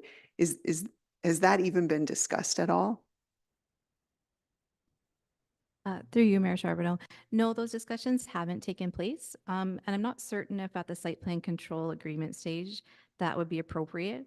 We have a development proposal and they've given us an indication of what their intent is. If later in the future, there's a request for services, that might be a separate servicing agreement with that individual that would come back to council. Thank you. You also mentioned in a response to a comment about if in the future there's a potential change from condos perhaps to a rental situation, that there could be some consideration given related to development charges. My very simple math would, for the number of units and using an average of $20,000 per unit, the development charges collected for this kind of a project are about $3.9 million, I think. I think we should start to hear, just what those kinds of fees are for projects. And I understand sometimes the opportunities for waivers or discounts of some kind, but, certainly we're talking about massive amounts of money in terms of what it means for contributions to infrastructure and athletic facilities and recreation facilities going forward. So I sincerely hope that a change isn't possible, because like others, I think this is a kind of housing that would be welcome in the market, and I hope it gets built. It's also something that would be the first true project here or first project to have true underground parking. I know there's been some proposed that are covered at grade, but this has underground parking. That's exciting to imagine how that might fit into the future of Saugeen Shores as well. And the developer seemed pretty excited about that potential too. But I really hope that it's built the way that it's intended, because I think that would be a nice addition to the market. Thank you. Thank you. Further comments? I don't see any. I just agree with the comments. Oh, sorry, Councillor Halpin. It's hard for me to see. I'm at a weird angle to you. It Councillor is. Halpin. Thank you, Mayor. Thank you, Mayor, and through you. Just a question. Is there anything like that could, is there a possibility that, investors could buy these up and just turn them into Airbnbs? And rather than having attainable housing for people, that they just all end up being Airbnbs. Just a question. Through you, Mayor Charbonneau. Yes, as I indicated earlier, those individual units will be under private ownership, and how they intend to either live in or rent out those units would be up to their discretion. Go ahead, Councillor Halpin. So in a situation like this, like for me, this is the first time a condominium, I believe, has come before the planning, like a true condominium like this. So with the planning phase, do we ever get to look at what the condo corp rules are or anything like that? Or is that anything that council gets any input on or anything? Through you, Mayor Charbonneau. That actually, the condominium exemption will be processed by the County of Bruce. They will be the approval authority for that. And if I may, Mayor, through you, one more Yeah, question. of course. Yep. Go ahead. Yep. Does the county have any regulations about that would, this hasn't been a problem here, and I'm excited about this development and that, but we hear of cases in Toronto where, condos get bought up by investors and they're just basically used for Airbnbs. Does the county have any regulation or anything to say about that in their role? Thank you. Through you, Mayor Charbonneau. I would say that my experience with condominiums is maybe similar to much of you in the room, is that I don't believe that I have the exact answer. Perhaps the manager of development services. Sure, yeah, the manager of development services. Yeah, just sort of an opportunity to provide some clarity, I think, on the issue of the conversion. Is there are policies in the county and town plan for having a rental. If it started out as rental going to condominium, we'd want to make sure the rental supply is higher. So there's policies related to a public process to deal with that. When it comes to the sort of the role of the lower tier, it's clear in the act, like we're here to regulate the site works through site planning, and the zoning, which is the overall built form functions that comply. We aren't empowered as the lower tier to regulate a corporate condo in its behavior and activity to its owners. You're done, Councillor Halpin? Okay, yes, thank you much. Thank you very much. I think this is a great project and I support it. Okay, Councillor Stack.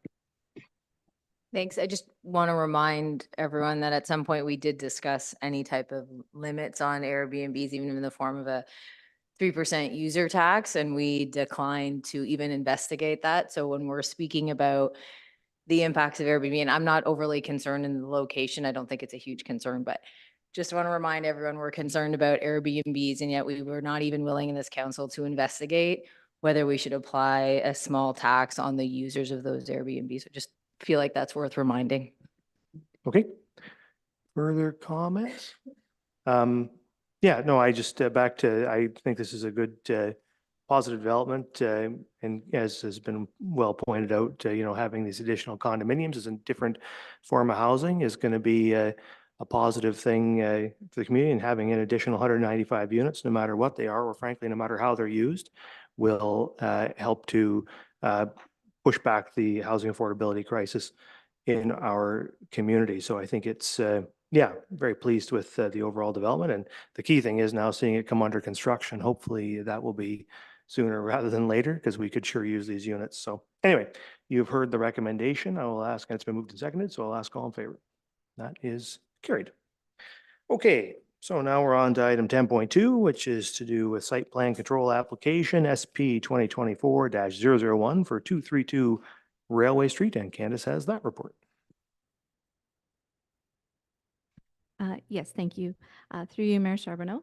This is a site plan control application for 232 Railway Street that proposes the construction of a 3-story, 12-unit rental residential apartment building. Comments from council will be considered as part of the site plan approval process. This report also requests to amend the 2024 budget associated with the sidewalk extension to be funded by the Development Charges Reserve. The subject lands are located on the east side of Railway Street, which is Highway 21, between Adelaide Street and Peel Street in Southampton. In 2003, the property was redesignated and rezoned to facilitate this development. There are 95 units per hectare that are proposed. 4 of the units on the ground level will have universal design. And as per the development charges bylaw, because more than 20% of the units will, these are purpose-built rentals, and more than 20% of the units will have that universal design, they will be exempt from the requirement to pay development charges. There are 15 parking spaces proposed between the apartment building and Railway Street. The 2 parking spaces closest to the entrances of the building are shown to be accessible parking spaces. The landscape open space for the site is 33%, which exceeds the required 30%. It has been confirmed that review, approval, and permits from the Ministry of Transportation are not required. The property has been identified as having high archaeological potential, and consultation with SON and the preparation of an archaeological assessment has been undertaken. It is our understanding that that has been undertaken, and we have requested that a copy of that assessment be provided to staff. To achieve adequate sight lines and a minimum decision distance for the site, tree removal on the town-owned road allowance is required. The extent of the tree removal is shown on the site distances plan that's attached to this report. The site distance plan and a cost estimate for the extension of the sidewalk are currently under review by staff. At the time of writing this report, the town has not received an updated landscape plan, but additional plantings between the parking lot and the sidewalk have been agreed to by the developer. The standard site plan control agreement is proposed to be used. Special site development requirements for off-site work, including the sidewalk extension and tree removal, are intended to be included in the agreement. Subject to comments from council, an agreement will be drafted once an updated landscape plan has been provided and any outstanding concerns have been addressed. That concludes my report. Thank you. So the recommendation is the council amend the 2024 budget for an incremental expense of $60,000 associated with the extension of the sidewalk along Railway Street, Highway 21, to 232 Railway Street, to the 232 Railway Street property funded by the Development Charges Reserve. Is there a mover and seconder for the resolution? Stack and Mayette. Questions or comments? We'll start with Councillor Grace and then come to the Vice Deputy Mayor. Thank you, Mr. Mayor, and thank you, Candace. I have one question about the exemption from development charges because of the fact that 20% of all dwelling units in this development are accessible or of universal design. Thank you for your answer back to me today on this. In the development charges bylaw, it refers to the requirement being 20% of all dwelling units are universally accessible. Doesn't say universal design. So I guess my concern when we're giving this much of a break to the developer is that we don't have a definition in our development charges bylaw about exactly what universally accessible means. And if those features are outlined in the building code, Ontario Building Code, they are? Mayor Charbonneau. Yes, those are requirements that are coming from the Ontario Building Code. Okay, so they would provide, or we would provide the developer with a list of saying, okay, so you must have at least one zero-step entrance. You must have 32-inch doorways. You must have one accessible bathroom on the main floor. They would know that those are the requirements that are expected. Through you, Mayor Charbonneau. I believe it would be somewhat of the reverse, is that a design would be presented to the building department, and they would review what is proposed and ensure that it's complying with the building code requirements. So I don't work regularly with the building code. Our building department does, but it's quite a thick document and policy, and there's lots of regulations that are there. And so to list out all the requirements for every single build probably isn't feasible. So the reverse is that proposals come to us and they're reviewed by our staff. Okay, so I guess I go back to, Mr. Mayor, I go back to the development charges bylaw, and I don't see the harm in adding some definitions there, if only for the public. So this is a pretty big chunk of money that we're providing to them as a discount. So I guess what I would say for our staff who are responsible for the wording of the development charges, the next time we do a housekeeping on that, I think it would be useful to say, okay, this is what accessible means. This is what universally accessible means. This is what universal design means. And when we talk about in accordance with town initiatives, where does that come from? That this must be consistent with the Ontario Building Code. So that those are more specific. I just would be more comfortable with that. So that's one comment for staff to consider, I guess. I have one more question, and that is on the sidewalk extension. And so my question is, why are we paying for this? Because in other developments that we consider, we hear that, you know, the developer is going to have to pay for the road and the sidewalk and all kinds of other things. So why are we picking up the tab for this? Thanks. Through you, Mayor Charbonneau.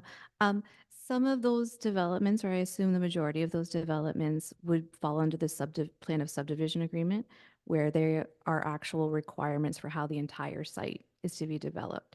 So what's before us right now is a site plan control agreement. And so we're asking for off-site works to happen.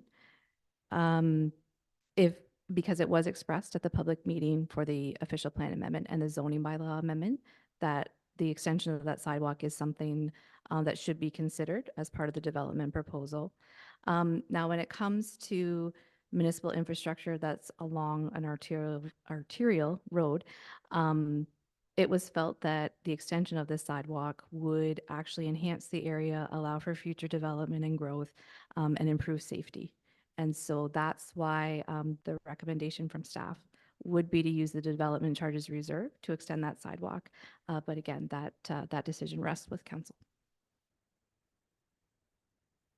The Vice Deputy Mayor next then. Yep, thank you, Mr. Mayor. And I had about 4 or 5 items. If I could, I'll try and go as quick as I can. 2-story building, Candace? Two-story? 3. 3-story, right? And I like the unit 4 units universally designed. I had written down about, I visited the site today, and what percentage of our 0.3 hectare, whatever it is, that lot we own north of Square O'Neill, what percentage of that treed area, some scrub trees in there, no doubt, what percentage is being removed for sightline purposes? Through you, Mayor Charbonneau.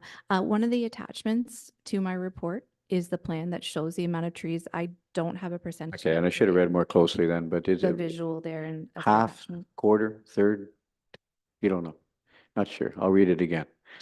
I just like to know what percentage is being removed. I missed that. So is it substantial? The entire site is treed, as well as the road allowance, portions of the road allowance, and the extent of tree removal is going to be limited to the road allowance portion of the property. Okay. When I drove in there today, it looks as though there's a dirt road that's pretty well traveled by one of the residents, probably fronting on not the highway, but blocked to the east. Is that dirt driveway part of the entrance for these 12 units? And who owns it? Through you, Mayor Charbonneau. That is actually on municipally owned land, and this subject property is entirely to the north of that driveway. A new driveway will be installed to the north. Right beside it. More centered in the lot, not immediately beside. It's that municipal lane, which I could only drive so far because you run into a garage. So the road's blocked. You can't get through. So we own that lane. That goes nowhere. We own the triangular shaped lands that are to the south of this property. As we get farther to the east, I haven't investigated land ownership. No, I'm just saying the treed lot north of Square O'Neill's, I know that it's a 0.3 hectare treed area. I know the area. We tried to negotiate with the MTO to sell that. Didn't work out. We got bogged down. It's that little laneway right north of our treed lot. I was wondering, is that a municipal, is that the lane you're talking about? That's a municipal lane? Is that correct? It is a municipal lane. And it'll stay as is? Yes, it's meant to stay as. Did the MTO, you mentioned about MTO earlier, Candace? Do MTO have any objection? Like I got in and out of there today. It's an interesting entrance way on a bend. Do they have any concerns, or is that their jurisdiction or not? Through you, Mayor Charbonneau. It's within the connecting link, and the response that was received back from MTO is that no permits, approvals are required from MTO. No issues. Well, that's fine. I like the 30, good for them. The 33% lot coverage for green space is, again, I think the message is getting out to our community that don't come back at 15 and 20 and 25%, meet the 30% requirement. The one we just listened to, the last report was 37%. This is 33%. So you're doing good. Keep negotiating from that in that regard. I think green space is so critical. So they're surpassing the 30% in some cases, which is tremendous. So anyways, another really good development, and great work, staff. The Deputy Mayor.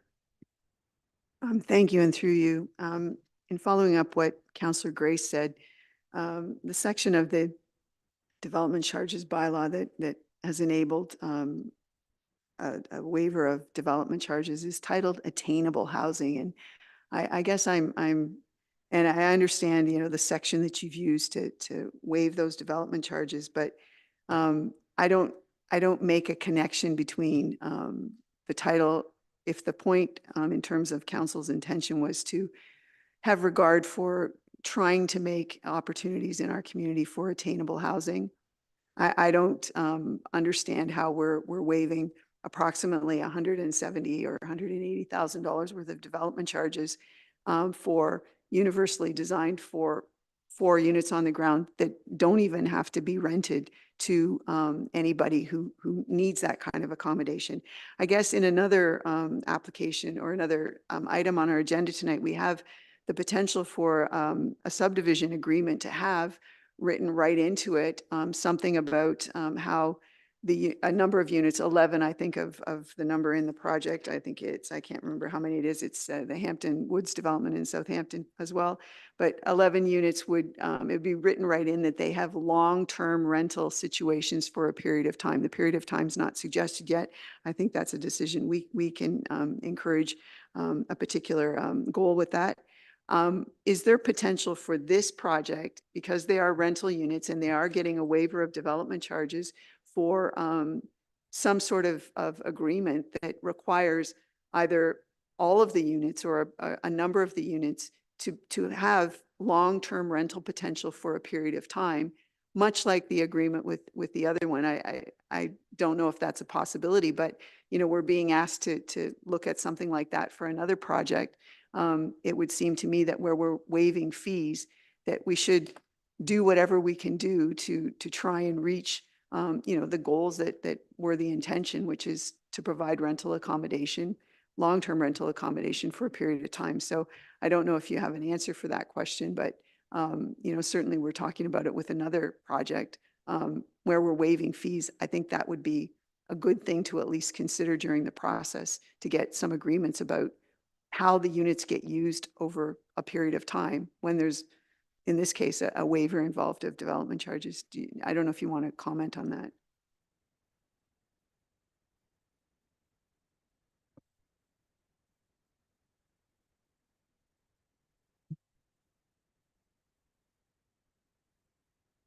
No, we don't.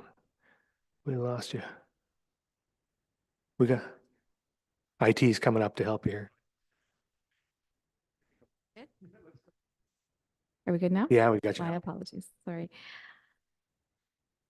I think my only response to that would be that we would take it into consideration. And as we proceed with negotiations with the developer, whether it is something that we can consider, it is a negotiation in itself. And so my understanding is that for the other Hampton Woods development, that was something that was agreed to ahead of time with the developer.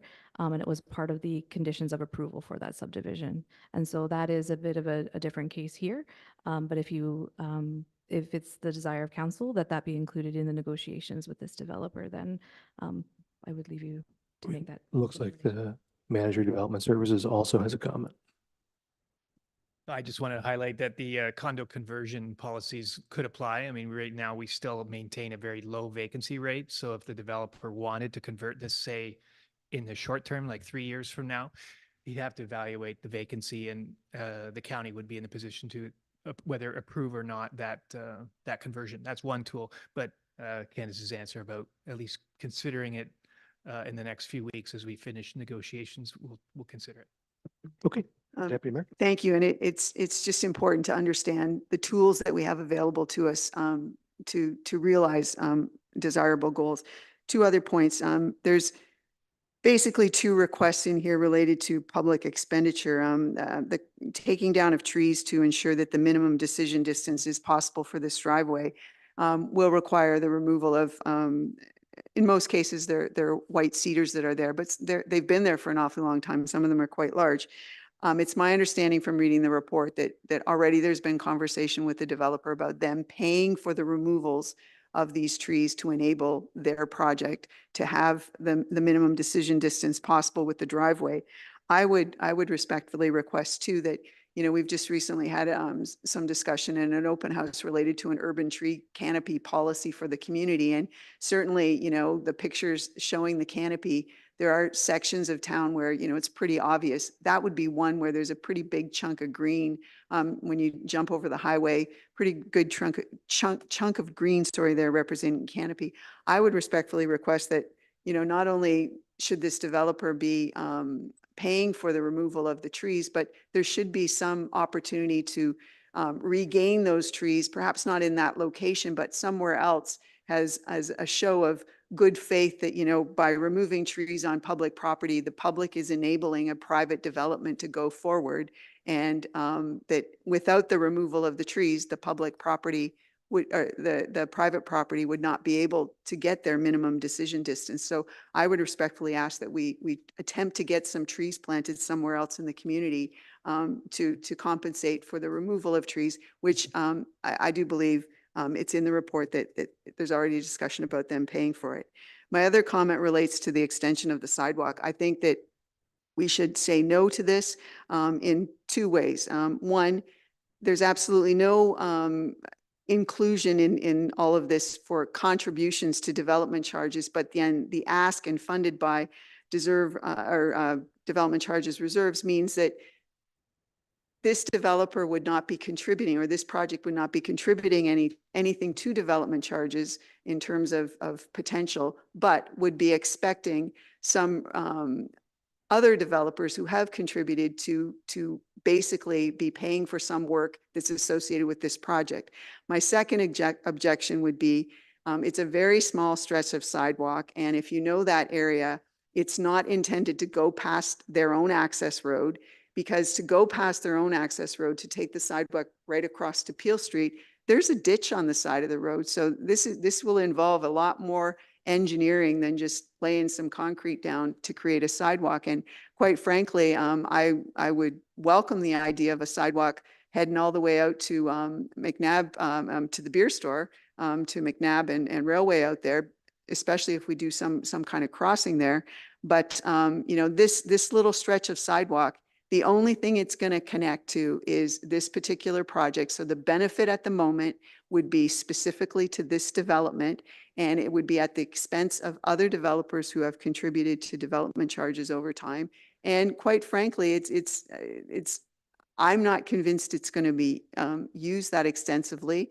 And the potential extension of the sidewalk over to Peel Street, I would be really curious to understand how that might be possible. We've talked about a high street sidewalk, and the subject of the ditch on both sides of High Street has always been, well, you know, the sidewalk's going to require an awful lot of engineering.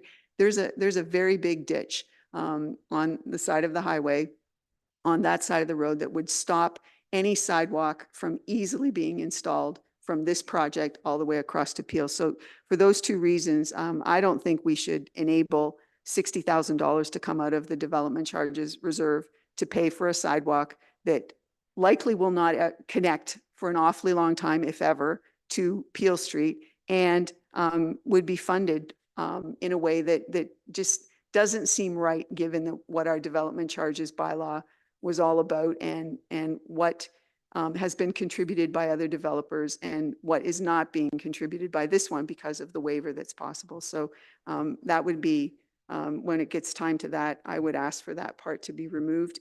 And I would also respectfully request that, you know, if we can get some trees planted somewhere else because of the removals, I think that would be a very good show of faith in our urban tree canopy project plan process, and also would represent, I think, a nice contribution to the community, whether those trees are in Southampton, Port Elgin, or elsewhere in Saugeen Shores. Thank you very much. Again, I just want to clarify. So there is a resolution. The entire content of the resolution is that funding for that piece of sidewalk, and it has been moved and seconded. So it can't be removed. That resolution will be considered, and you can vote against it if you oppose it. And so I'll go to Councillor Halpin now.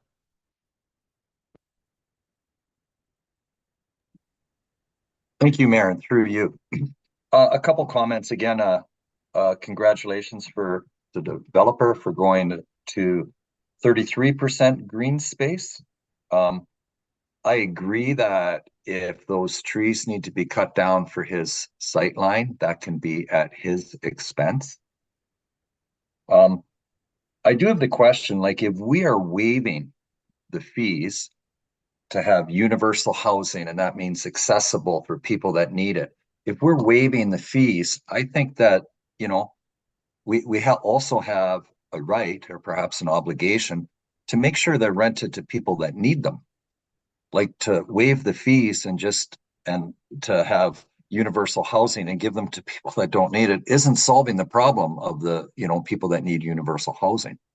That's my comment. And I have another question and after that, but can anyone answer that question for me or? Sure. Yeah, Candace will take a crack at it. Yes, through you, Mayor Charbonneau. I think it's going back to the discussion on supply. And so, yes, we may not be able to control who actually rents those individual apartments, but if we continue to provide incentives that actually end up with universal designed units in each development, it is the hope that there will then be supply and stock available for the individuals who need those accommodations. Thank you, Mayor. Yeah, thank you, Mayor, and through you. Could that be part of the negotiation that the contractor makes a conscious effort to advertise and promote these as accessible units? We can take that into consideration, and I would have to look into further whether that's something that would be possible. Thank you. And through you, Mayor, on the sidewalk, we talk about, well, we need parking because everyone uses cars. If we don't want people to use cars, we need to have sidewalks. And I think that the development, and the name of it just escapes me, but to the south of the beer store, Southampton Landing, I believe. Southampton Landing, in my opinion, should be connected to Railway Street. And you should be able to walk from Southampton Landing along Highway 21 all the way downtown. And the piece of sidewalk we're building is an important link to that. So I support building that. Being as we own, I realize there's a steep ditch there, but being as we own that triangular piece of land to the north of it, or I mean to the south of that subject property, there's no reason we couldn't meander the sidewalk through there and leave the ditch. And it could actually make quite an attractive little sidewalk.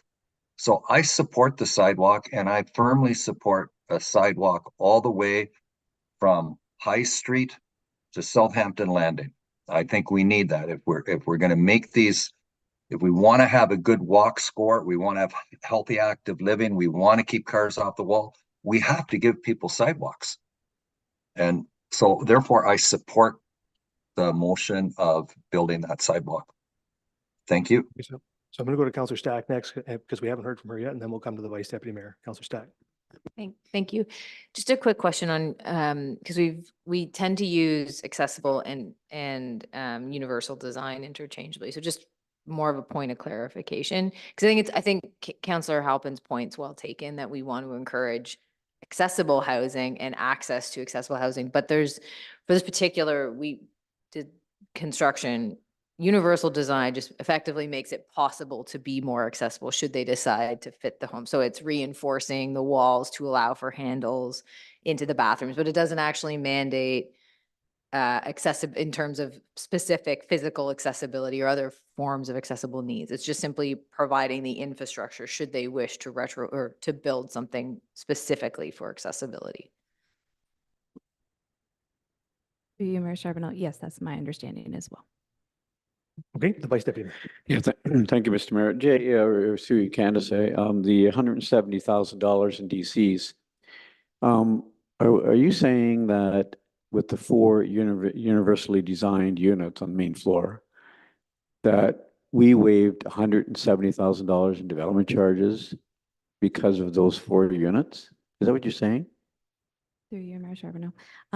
Yes, the entire development is exempt from development charges if there's a minimum of 20% of the units. And that's the way our bylaw is written, That's correct. or our policy is written.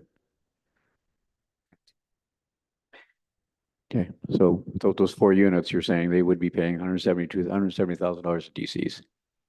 Through you, Mayor Charbonneau, the calculations depend on the number of bedroom units. So there is a range upwards. I believe the calculation, if they were all 2-bedroom units, is around $225,000. Mm-hmm. The Manager of Development Services has a comment. Because I just want to nip it in the bud at a couple areas is that I get the sense we don't want to raise expectations beyond what's reasonable, so that we are considering your comments. We know that you are not at the authority, but we want to be sensitive and not make it so that your expectation is that all of these things will get done. They just might. That's not how it might end. When it comes to DCs, I recall a conversation from 2020 when the bylaw was passed, is that we were going to be using this tool to stimulate the development, the construction. We weren't tying it because the more obligations you add, the less likely you're going to have any effect of the incentive. So what the incentive does, and I'll just on the accessibility, universal, I use it interchangeably. I'm sorry. But the idea is that the market is not providing accessible units of any sort. And so there's an inefficiency that's there. We're trying to correct that so that we're building the supply is the purpose. That's what I'm getting at. Yes, it's not imposing a renter on it, but it is ensuring the supply exists. I just want to emphasize that. Okay. So follow up. So I commend the developer for the 4 units of 20%. They met that requirement, and 170,000 DCs is a big chunk of money, but I think they've met that requirement. It's one of our first, for 4 units on main floor. I think it's a good thing. I agree with Councillor Halpin. That eventually from Southampton Landing, right to downtown Southampton, there should be a sidewalk. There should be a sidewalk for people to access again Southampton Landing right down. And Councillor Halpin mentioned about going through the bush we own. We don't want to do a lot of engineering regarding the ditch. Maybe we can reroute it. Might be a nice little trail meandering through the bush area. The 60K concerns me a little bit, with us picking up the entire cost. Was there any discussion or any negotiation? Is it where you're just entering in a negotiation, I guess, about the 60K? Did that get discussed from a negotiation standpoint, that they perhaps pick up 50% of the cost? Was that ever discussed, or could it be? Through you, Mayor Charbonneau. The amount is based on the estimate that they have provided. Their engineering department, their engineering consultant has provided an estimate for what it would cost. And so the request is based on the estimate they've provided, so that there's enough funding there for them from the Development Charges Fund. The recommendation was that it would entirely qualify, that the Development Charges Reserve Fund be used. And so that's the proposal before you right now. If you're wanting something different, we are still in the negotiations. However, I think a point of clarification on my end is that staff will need to understand, do you still want the sidewalk if we're not paying for it? Pardon? Does the town still desire to have the sidewalk extended if it's not the town paying for it, that it's the developer?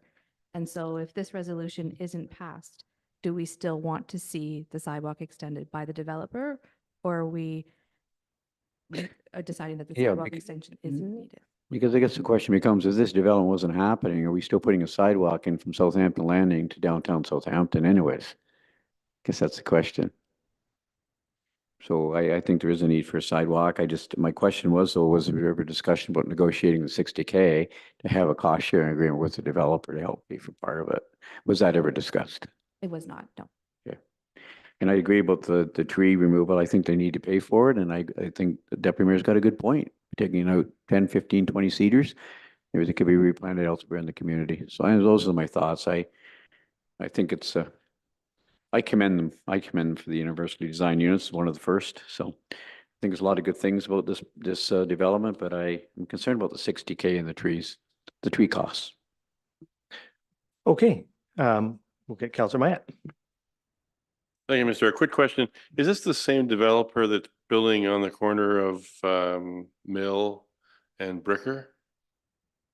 It looks like the same building. No, it is actually a different developer. This is a numbered company, and there are a couple different partners for this numbered company, and those individuals, as per the application, is Bill Clancy, and I do believe he has another partner as well who is local. All right, but the building looks eerily similar, and I believe we went through this whole accessibility universal business for those ones as well, and we came to the same conclusion, right? Okay, the deputy mayor.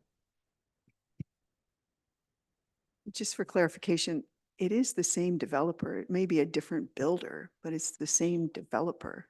Is that? Because the names on the files are the same. The manager of development services. Distinction without a difference sort of things.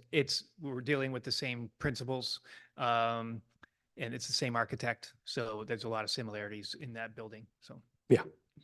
I just want to point out about the sidewalk. $60,000 is for a stretch of sidewalk that is very specific to this project. And if you look at the drawing, basically the sidewalk just dead ends right past their driveway. I don't know what the distance is, but I think it's about maybe 70 feet. I could be wrong, but you know, it's not even well, it's probably almost the complete width of their lot and then a tiny stretch that connects with a chunk over there. I don't think it's really reasonable to imagine that, you know, there will be, you know, immediately a connection all the way out to Southampton Landing. Imagining a shifting of the potential path of a sidewalk. There's a residence right beside this that you can't just veer off the highway very far because there's a residence built not too far back from probably the property line right next to this. And then Square Deal Neals is right beside it, which also has a building that's built almost right out to probably the limit that they can build there. And they have a parking lot there too. So, and then as you keep going, you know, there's other activity on the thing. So I don't think it would be reasonable to imagine that, you know, by saying yes to this, we're going to get closer to a sidewalk all the way out to Southampton Landing, which is a very good, noble idea. And I agree there should be a sidewalk there. I'm just objecting to the fact that this is asking development charges which were paid for by other developers for very specific purposes that have to do with recreational facilities and other things according to the way that the development bylaw is structured. I don't believe that the intent of their development charges was to pay for a sidewalk for another developer to benefit from. It was intended for their particular development to contribute. Growth pays for growth. That was the idea. And their contributions have made you know, additions and whatever. They've, in many cases, had to pay for sidewalks associated with their projects as well. I don't think it's fair to use money that's been contributed by other developers to enable this to happen when this developer should be putting in the sidewalk themselves. That's my objection. It's not about a sidewalk being along the highway. It's about how it's being paid for when, you know, those other developers, I don't think that that's what they thought was going to happen with their contributions. And I just don't think it's fair and equitable to the people that have contributed to DC charges in the past. Thank you. Okay, we've had a good debate on this. We're going to come to a decision very shortly. Councillor Halpin, do you have a brief one more for us? Thank you, Mayor, and through you. Would council consider an amendment to enter into a cost-sharing agreement for the sidewalk? Seems like a reasonable compromise. You can propose an amendment to, I don't know, you'd have to direct staff to to try to negotiate a cost sharing agreement? Is it? Through you, Look to Mayor. staff I just want to see if staff thinks that that's what kind of, if we can reasonably give that direction, if they can take that direction reasonably. What are your thoughts, Candace? My thought would be that perhaps a different amount could be specified to amend the budget so that there's a different amount that's coming from the Development Charges Reserve Fund, and therefore we have an estimate for the total cost. Yeah, so what you could do is if you didn't want to spend 60, you could direct to spend 30. And then that won't build the sidewalk, but that would be the town's contribution, and then the other 30 would have to be come up with somewhere. So that would be probably the clearest way to actualize what you're looking for, Councillor Halpin, which would ultimately be the negotiation of some sort of cost share. Through you, Mayor, Yeah. I'd like to make an amendment that the town contribute $20,000 towards the sidewalk. Okay, so Councillor Halpin moves that the resolution, or that has been moved and seconded, be amended so that so it reads as follows, that council amend the 2024 budget for an incremental expense of $20,000 associated with the extension, et cetera, et cetera. Is there a seconder for the resolution from the councillor? Mr. Mayor, I'm looking for a seconder. Yeah, Is there a right, seconder right. for the resolution from the councillor? I'll ask one more time. Is there a seconder? There is no seconder for the resolution, so the resolution. Mr. Mayor, I- Thank you. Vice Deputy Mayor. Mr. Mayor, I suggested that we should negotiate 50% of the cost, and I think it's fair to do that. I know our deputy mayor feels we maybe shouldn't receive, we should not pay any, but I think that sidewalk still from landing to downtown is important eventually over the next 5-10 years. And I think we should be negotiating a 50% settlement negotiation for that stretch of sidewalk. So that would be my recommendation for the seconder. I would put that on the floor. There's no seconder at this point. There's no resolution. If you want to make a motion, that council, you'd be looking to amend the 2024 budget for an incremental expense of $30,000, For 50%, yeah. which would be $30,000. Right. I don't know. Do you have a comment? Jay's got a comment. We need clarity from staff. If there are problems with these considerations, let us know. The manager, development services. On the battery. There you go. And when it dies, whatever. I guess growth pays for growth. That was the basis of doing DCs, but we also built in exemptions and we're dealing with it that way. The projects that we can do, like this sidewalk, and why we're recommending it to be from the reserve, therefore not taxpayer, just the developers, is because this type of infrastructure is the type of infrastructure that we recommend in all arterial roads. We don't make the developer build the big road, we make them build a local road. The sidewalks that are on the big road, the arterial, are paid for through the development charges project. They're under pedestrian connectivity or sidewalks. And so it's just because it's not listed is in our background study is the reason why we're coming to you. We're recommending that this is a pedestrian connection that serves an arterial service. Therefore, we think it's eligible for a DC. We need your permission, which is where we leave it. I don't recommend the sort of adjustment. If we don't do it, it will make the negotiation more difficult. Doesn't mean it won't happen, but it makes it more difficult. Thank you. I think council understands the situation at hand, and so we're going to try and get to a point where we can make a decision here. So, Councillor Mayette. Thank you, Mr. Mayor. Through you. I find it rather ironic that we can celebrate the fact that we're building universally accessible housing for people who are physically or sight challenged or whatever the case may be. Yet without a sidewalk, the development won't be accessible to any roads. The people can't go out on their mobility scooters, or if they're blind on the sticks, they can't find their way around through a gravel ditch to get to the town. So in order for the site to be accessible, you have to have sidewalk. So you can't celebrate the accessibility on one hand and then balk at the sidewalk on the other hand.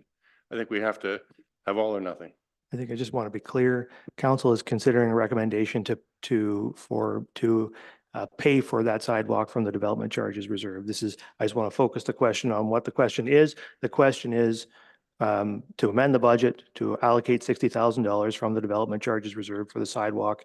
Council isn't passing judgment on the question of the sidewalk in this particular resolution. It's simply deciding whether or not to allocate funds to a sidewalk.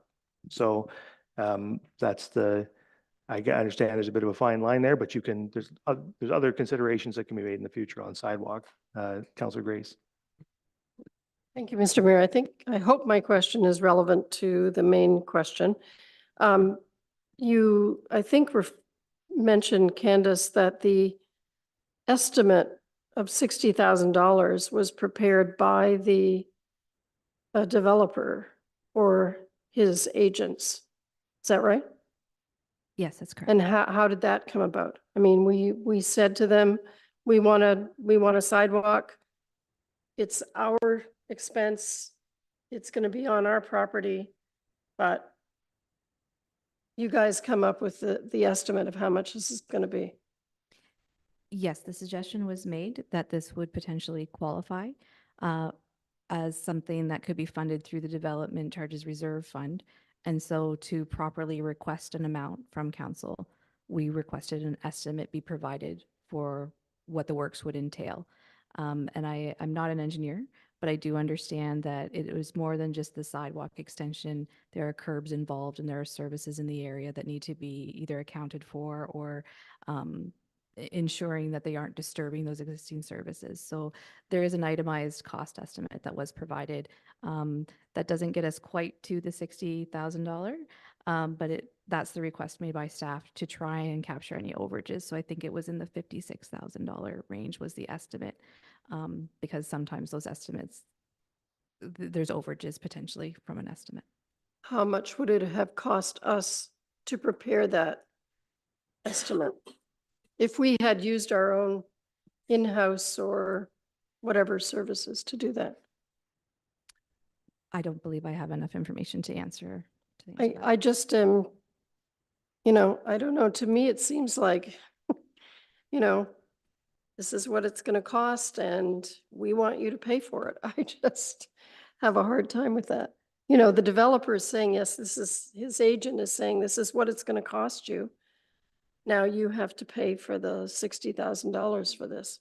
I think that, so I'd like us to get to a decision and we can, I think folks are getting to the point where you know how you're going to vote on this thing one way or the other. We can consider the main motion and if it passes, then it passes. If it fails, then something else will happen and we'll make another decision down the road. So we'll get to Councillor Davinsky. Did you still have a comment you wanted to make? Yes, thank you, Mr. Mayor, and through you. So the sidewalk appears, the existing sidewalk appears to go north about a quarter way through the existing condo building. This is from the air photo. And then from there, there is no sidewalk. And we want a sidewalk from that point to past the development property so that at least people have that. Right now, if we allow this to go ahead and we don't have that sidewalk in, I said this once before, these people are going to be held prisoner. Granted, they will have cars and they can get out, but supposedly for those that may be accessibility challenged and what have you, they'll need something there or they go nowhere. Perhaps they just don't buy. But the fact of the matter is that we have to do something here. And if it's the developer's responsibility to put in the sidewalk, then let's get on with it. The CAO wants to make a comment and then I'm going to make a comment. The CAO. Oh, she put it down? Oh, there she is. CAO. Thank you, Mr. Mayor. I just wanted to ask staff to clarify some of the regulation changes had. I apologize, I may not have the right regulation, but was it Bill 53 that amended what we are required or we are able to ask the developer to pay for on the lands, on the public right-of-way lands? And maybe staff could clarify that, which I think would be a helpful piece of information for council. Manager Development Services. Always easy, but what I've been able to find is we have a limitation. I was happy that I was reminded to search this. We can require what it butts the land. That's our maximum envelope. So anything that goes beyond the land for this through this process would not be lawful. It's not in the plan of subdivision, which is separate, but I'm just trying to emphasize for the site plans, we have some limitation. Okay, so I just wanted to make a comment myself on all of this. So, you know, where we have ended up here is very much by design of this council or the previous council. Council has created a development charges bylaw that specifically creates this exemption. This has arisen because we made it so through the bylaw. We also have intentionally decided to exempt certain developments like this one from development charges and to apply development charges raised by other developers to projects across the community for the community's benefit. It is a trade-off that we made. we have not universally applied growth pays for growth. We have decided that some growth is better than other types of growth, and that some types of growth should pay and other types of growth should not. And in this case, it's a should not. So the idea of a trade-off between that it's unfair somehow, the development charges should be applied in this site, I disagree with. Because council has decided that that is indeed what we would like to see. And we have intentionally incentivized developments like this one to develop. And it's not just the universally accessible units, it's the whole development. We wanted to see developments like this, which we have achieved. It's a success. We're getting them to happen. The development charge incentive is helping these things to get done. So, and this is a publicly accessible sidewalk on Highway 21, Railway Street, the most busy road in the municipality. It's a very important piece of road. We have constructed sidewalk up and down 21 in Port Elgin at the entire cost of the taxpayer, passing by many different developments, including PowerLink and others. We did that. So there's nothing unusual about this. It's by design of council, and it's something that's standard practice. So I would say I support the resolution. I will vote for the resolution. And unless I hear an amendment right now, I'm going to call the question on the resolution. The Vice Deputy Mayor. I did have an amendment, Okay. but you didn't ask for a seconder. So Oh, I didn't hear what I'd like to propose, and council can turn it down if you wish, and then we'll go for the 60K paid by us. I still believe, and Councillor Halpin suggested $20,000. I believe that we should be recovering. We're waiving $170,000 in development charges. I'm in full support of that. I think it's a wonderful development for universally accessible units. Perfect. I think that sidewalk should be paid on a percentage basis, 50% by the developer. So we pay 30, they pay 30. And I don't think it's unfair. And so that I like, if I can get a seconder, I'd like to vote on it. If it's defeated, it's defeated. But I think that's in my view, that's the right way to do it. So Okay, so as that's my I motion. said before, That's my then amendment. your recommended amendment is that council amend the 2024 budget for an incremental expense of $30,000 associated with Correct. the extension, et Correct. cetera, et cetera. So Vice Deputy Mayor moves that the main recommendation be amended in the way that I have just read. Is there a seconder for the Vice Deputy Mayor's motion? Yes, certainly. This is a motion to amend. So I'm looking for a seconder to amend the main resolution, seconded by Councillor Grace. So it is on the table now, and I'll read the recommendation as it would read if it is amended. And it would read that council amend the 2024 budget for an incremental expense of $30,000 associated with the extension of the sidewalk along Railway Street, Highway 21 to 232 Railway Street property funded by the development charges reserve. So would be the net of effect of the motion to amend that you're currently considering. So I will ask But then. Mr. Mayor, can I Vice just, Deputy Mayor. sorry, can I interrupt? But you said that we, in the $30,000 in the budget, but it does also in that motion include that $30,000 will be paid for by the developer. Is it clear? It isn't in there at all. But that's what I was suggesting, is that 50% of it be paid by the town and 50% paid by the developer is what my amendment is. And I turn to staff to see, would that be direction that you could action? See, that's the problem. Can we direct staff under the existing planning act on how to negotiate this site plan? I believe that council can amend the budget and provide an amount. I would advise council that because of recent changes by the province of the Planning Act, council is not empowered to direct staff on how to negotiate a site plan. Well, then that's a different story. Well, you can push the amendment as you wish to amend this budget. If you want to reduce the budget by $30,000, then you can make that motion. That's the motion as I read it, and that's to amend. You can do that. If you're not interested in that. No, but then Mr. Mayor, but what I'm saying is that the $30,000 isn't going to build the sidewalk that's required. So if what you're saying is correct, we have no authority to do that, I will withdraw my motion. That's my understanding. So, as long as that's accurate. I hope that I'm understanding. It is a new problem that I haven't encountered before, but that's my understanding. And does staff have any advice for me on that? Like, do you believe I'm accurate in how I'm interpreting that? I do believe so. One potential opportunity I can see is that if we are restricted in only being able to require property that's adjacent to the subject property to require offsite works, then the portion that is funded from the development charges would be the abutting lands that are not owned by this developer. Maybe turn to the CAO for her advice, the CAO. Thank you, Mr. Mayor. And through you, I think that there's two challenges potentially with the motion, and I just want to offer that I'm not sure that staff have enough time to adequately research them. I think the first one that you've mentioned is around the site planning legislation and council's involvement with giving direction on that.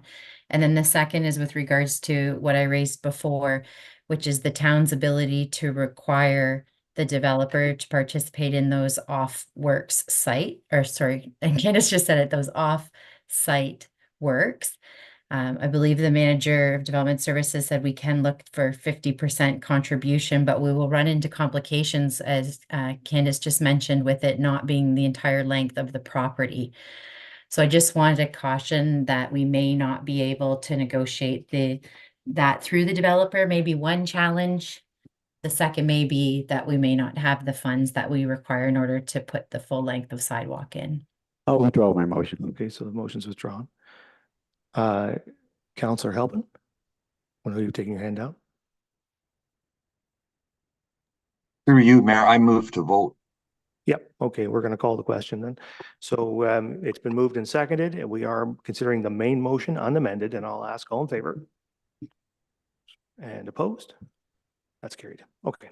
So now we're moving on to item 10.3, which is the Hampton Woods subdivision agreement, and we have the manager of development services. Yes, thank you. This is a draft, or this is for a subdivision agreement for a plan of subdivision for 39 townhouse dwelling units. It's located on Division Street, just south of the Saugeen Golf Club and north of the highway, shown on the drawing there. A sort of a ring road built, shown on the draft plan and on the draft, or at least this, cut out of the M plan. And what it is just as part of the progression, this is a development that we've already done the pre-servicing agreement on, and the roads and services have been installed. If you were there today, you've noticed they've recently installed the sidewalk. I didn't note that until I saw it.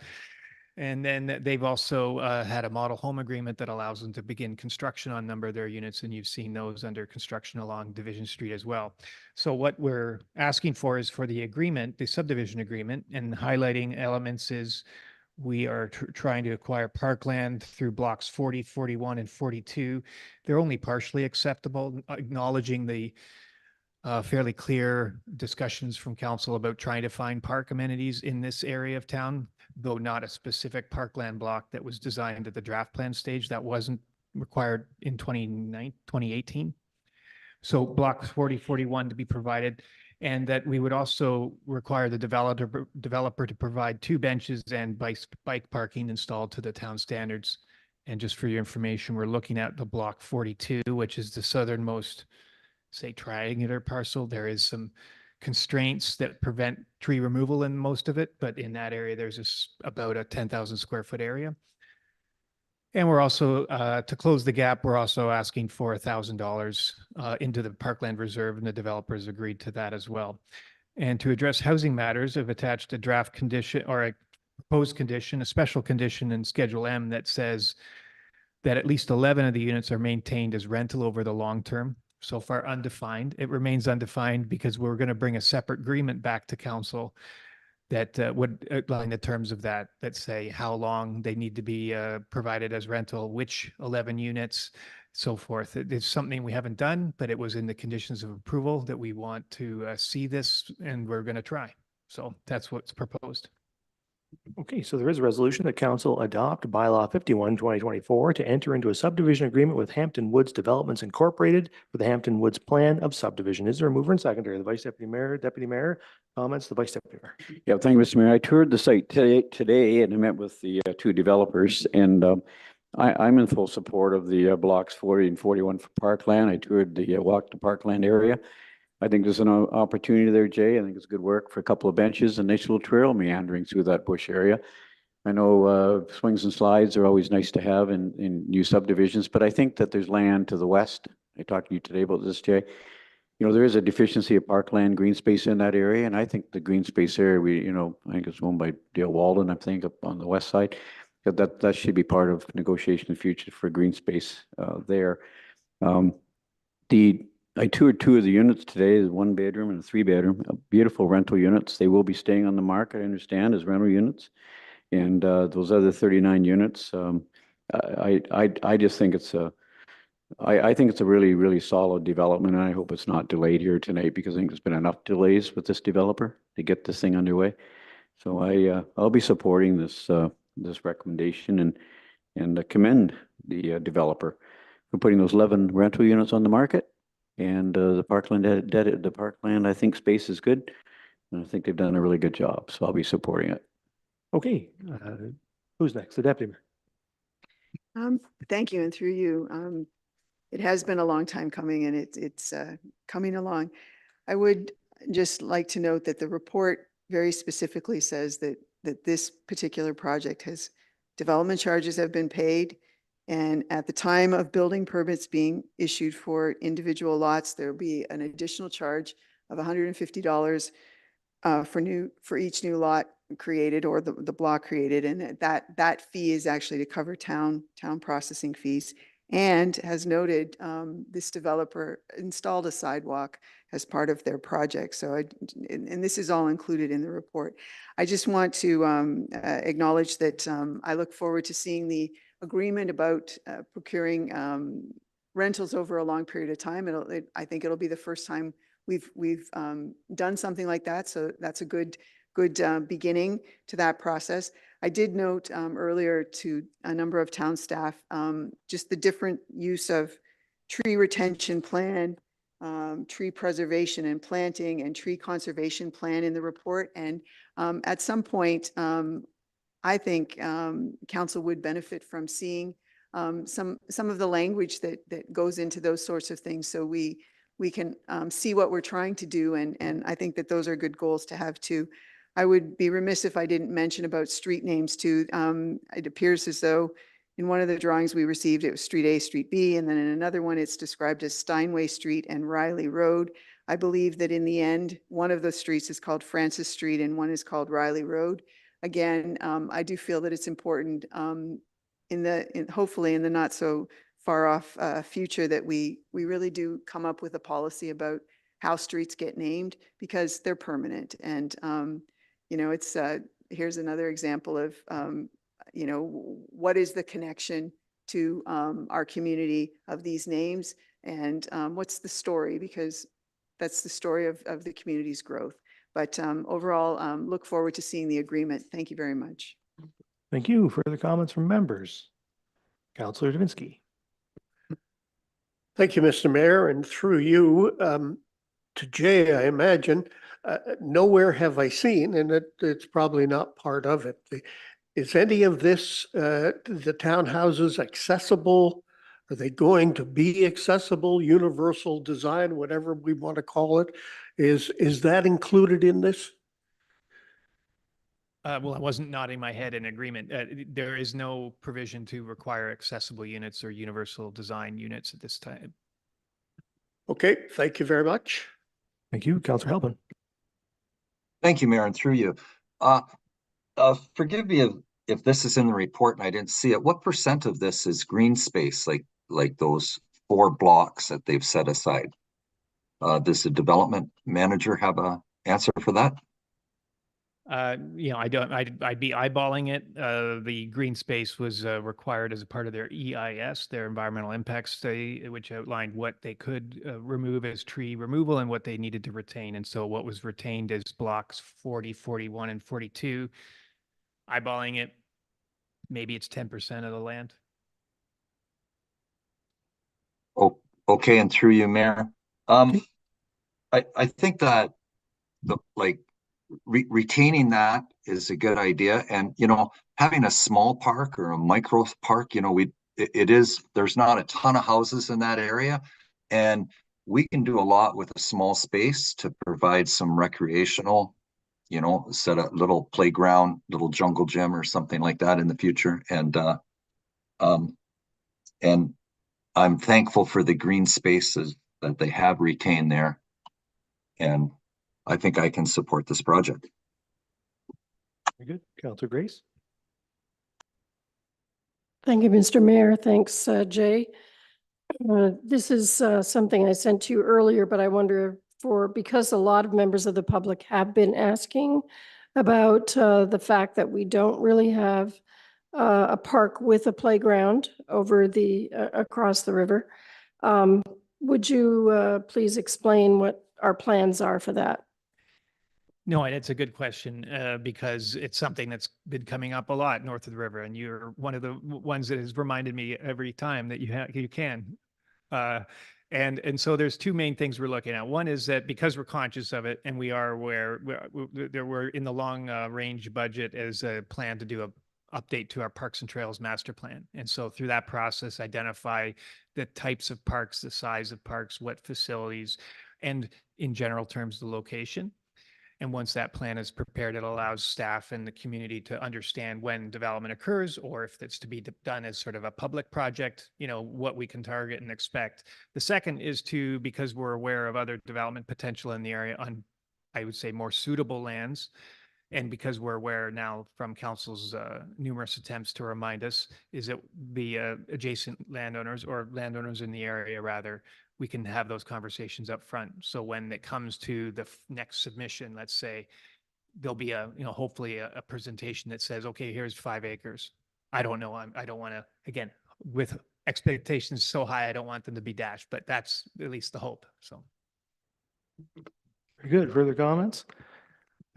My comment is this is a great development. It's nice to see it advancing, and it demonstrates, this evening we've seen a demonstration of the myriad of ways that we have to advance affordable housing in the community, right? Development charge incentives on one hand, in this case, a special provision in a subdivision agreement to make sure units are maintained as rentals over the long term. There's no single way to address the affordable housing crisis. There are a whole bunch of tools at our disposal. Council is using all of them. We're going to continue to use all of them. And by doing so, we will advance housing affordability, will advance the affordability of housing in the community and make sure everybody who wants to can find a place to live in our community. And so this is another example of the great work that the municipality, along the partnership of our developers, is doing on that front. So there is a resolution. It's been moved and seconded. So I'll ask all in favor.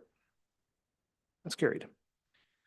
Okay, so then we're on to item 10.4, which is a striking committee report regarding the Southwest Ontario Isotope Coalition appointments. And there is a resolution that council appoint the Deputy Mayor, Diane Huber, and the Economic Development Officer as the town's political and staff appointments to the Southwest Ontario Isotope Coalition, or the SOIC. Is there a mover and seconder for the resolution? Moved by Grace, seconded by Davinsky. Any discussion? I'll just comment that the town of Saugeen Shores is very pleased to be appointing the Deputy Mayor to this and our Economic Development Officer to the Isotope Coalition. Looking forward to working on that as part of the larger coalition of municipalities and other interested parties in the Isotope Coalition. And very excited to see progress on that. There's a huge opportunity, as we've talked about many times in our community, to take advantage of the developing ecosystem in isotopes. And we, well, as I say, we're looking forward to working in partnership with everybody to advance that. So with that, you've heard the recommendation. I'll ask all in favor. And opposed? That's carried. Okay. The Deputy Mayor. The first meeting that the CEO and I will go to is tomorrow. Okay, thanks for that. Okay, so now we're on to bylaws. There's 2 bylaws there to consider. Does anybody want to consider either of those on its own? Seeing no request for that, then there is a resolution that bylaws 50/2024 and 51/2024 are hereby read a first, second, and third time and finally passed and sealed the 17th day of June 2024. Is there a mover and seconder? Moved by Stack, seconded by Grace. Comments, questions? Seeing none, all in favor? That's carried. And then the confirmatory bylaw, that bylaw 52, 2024, being a bylaw to confirm the proceedings of the Council of the Town of Saugeen Shores, is hereby read a first, second, and third time, finally passed and sealed the 17th day of June, 2024. The Vice Deputy Mayor and Councillor Davinsky, all in favor? That is carried. And finally, the adjournment, and the resolution is that this regular council meeting of June 17, 2024 hereby adjourns at 9:04 PM. Mover and seconder, Stack and Grace, all in favor? That is carried. Have a good evening, everybody. Council stands adjourned. Good night, everyone. Night, bud. It's only 55 degrees here in the North Woods of Wisconsin. Well, it's a little warmer here. Yeah, double that.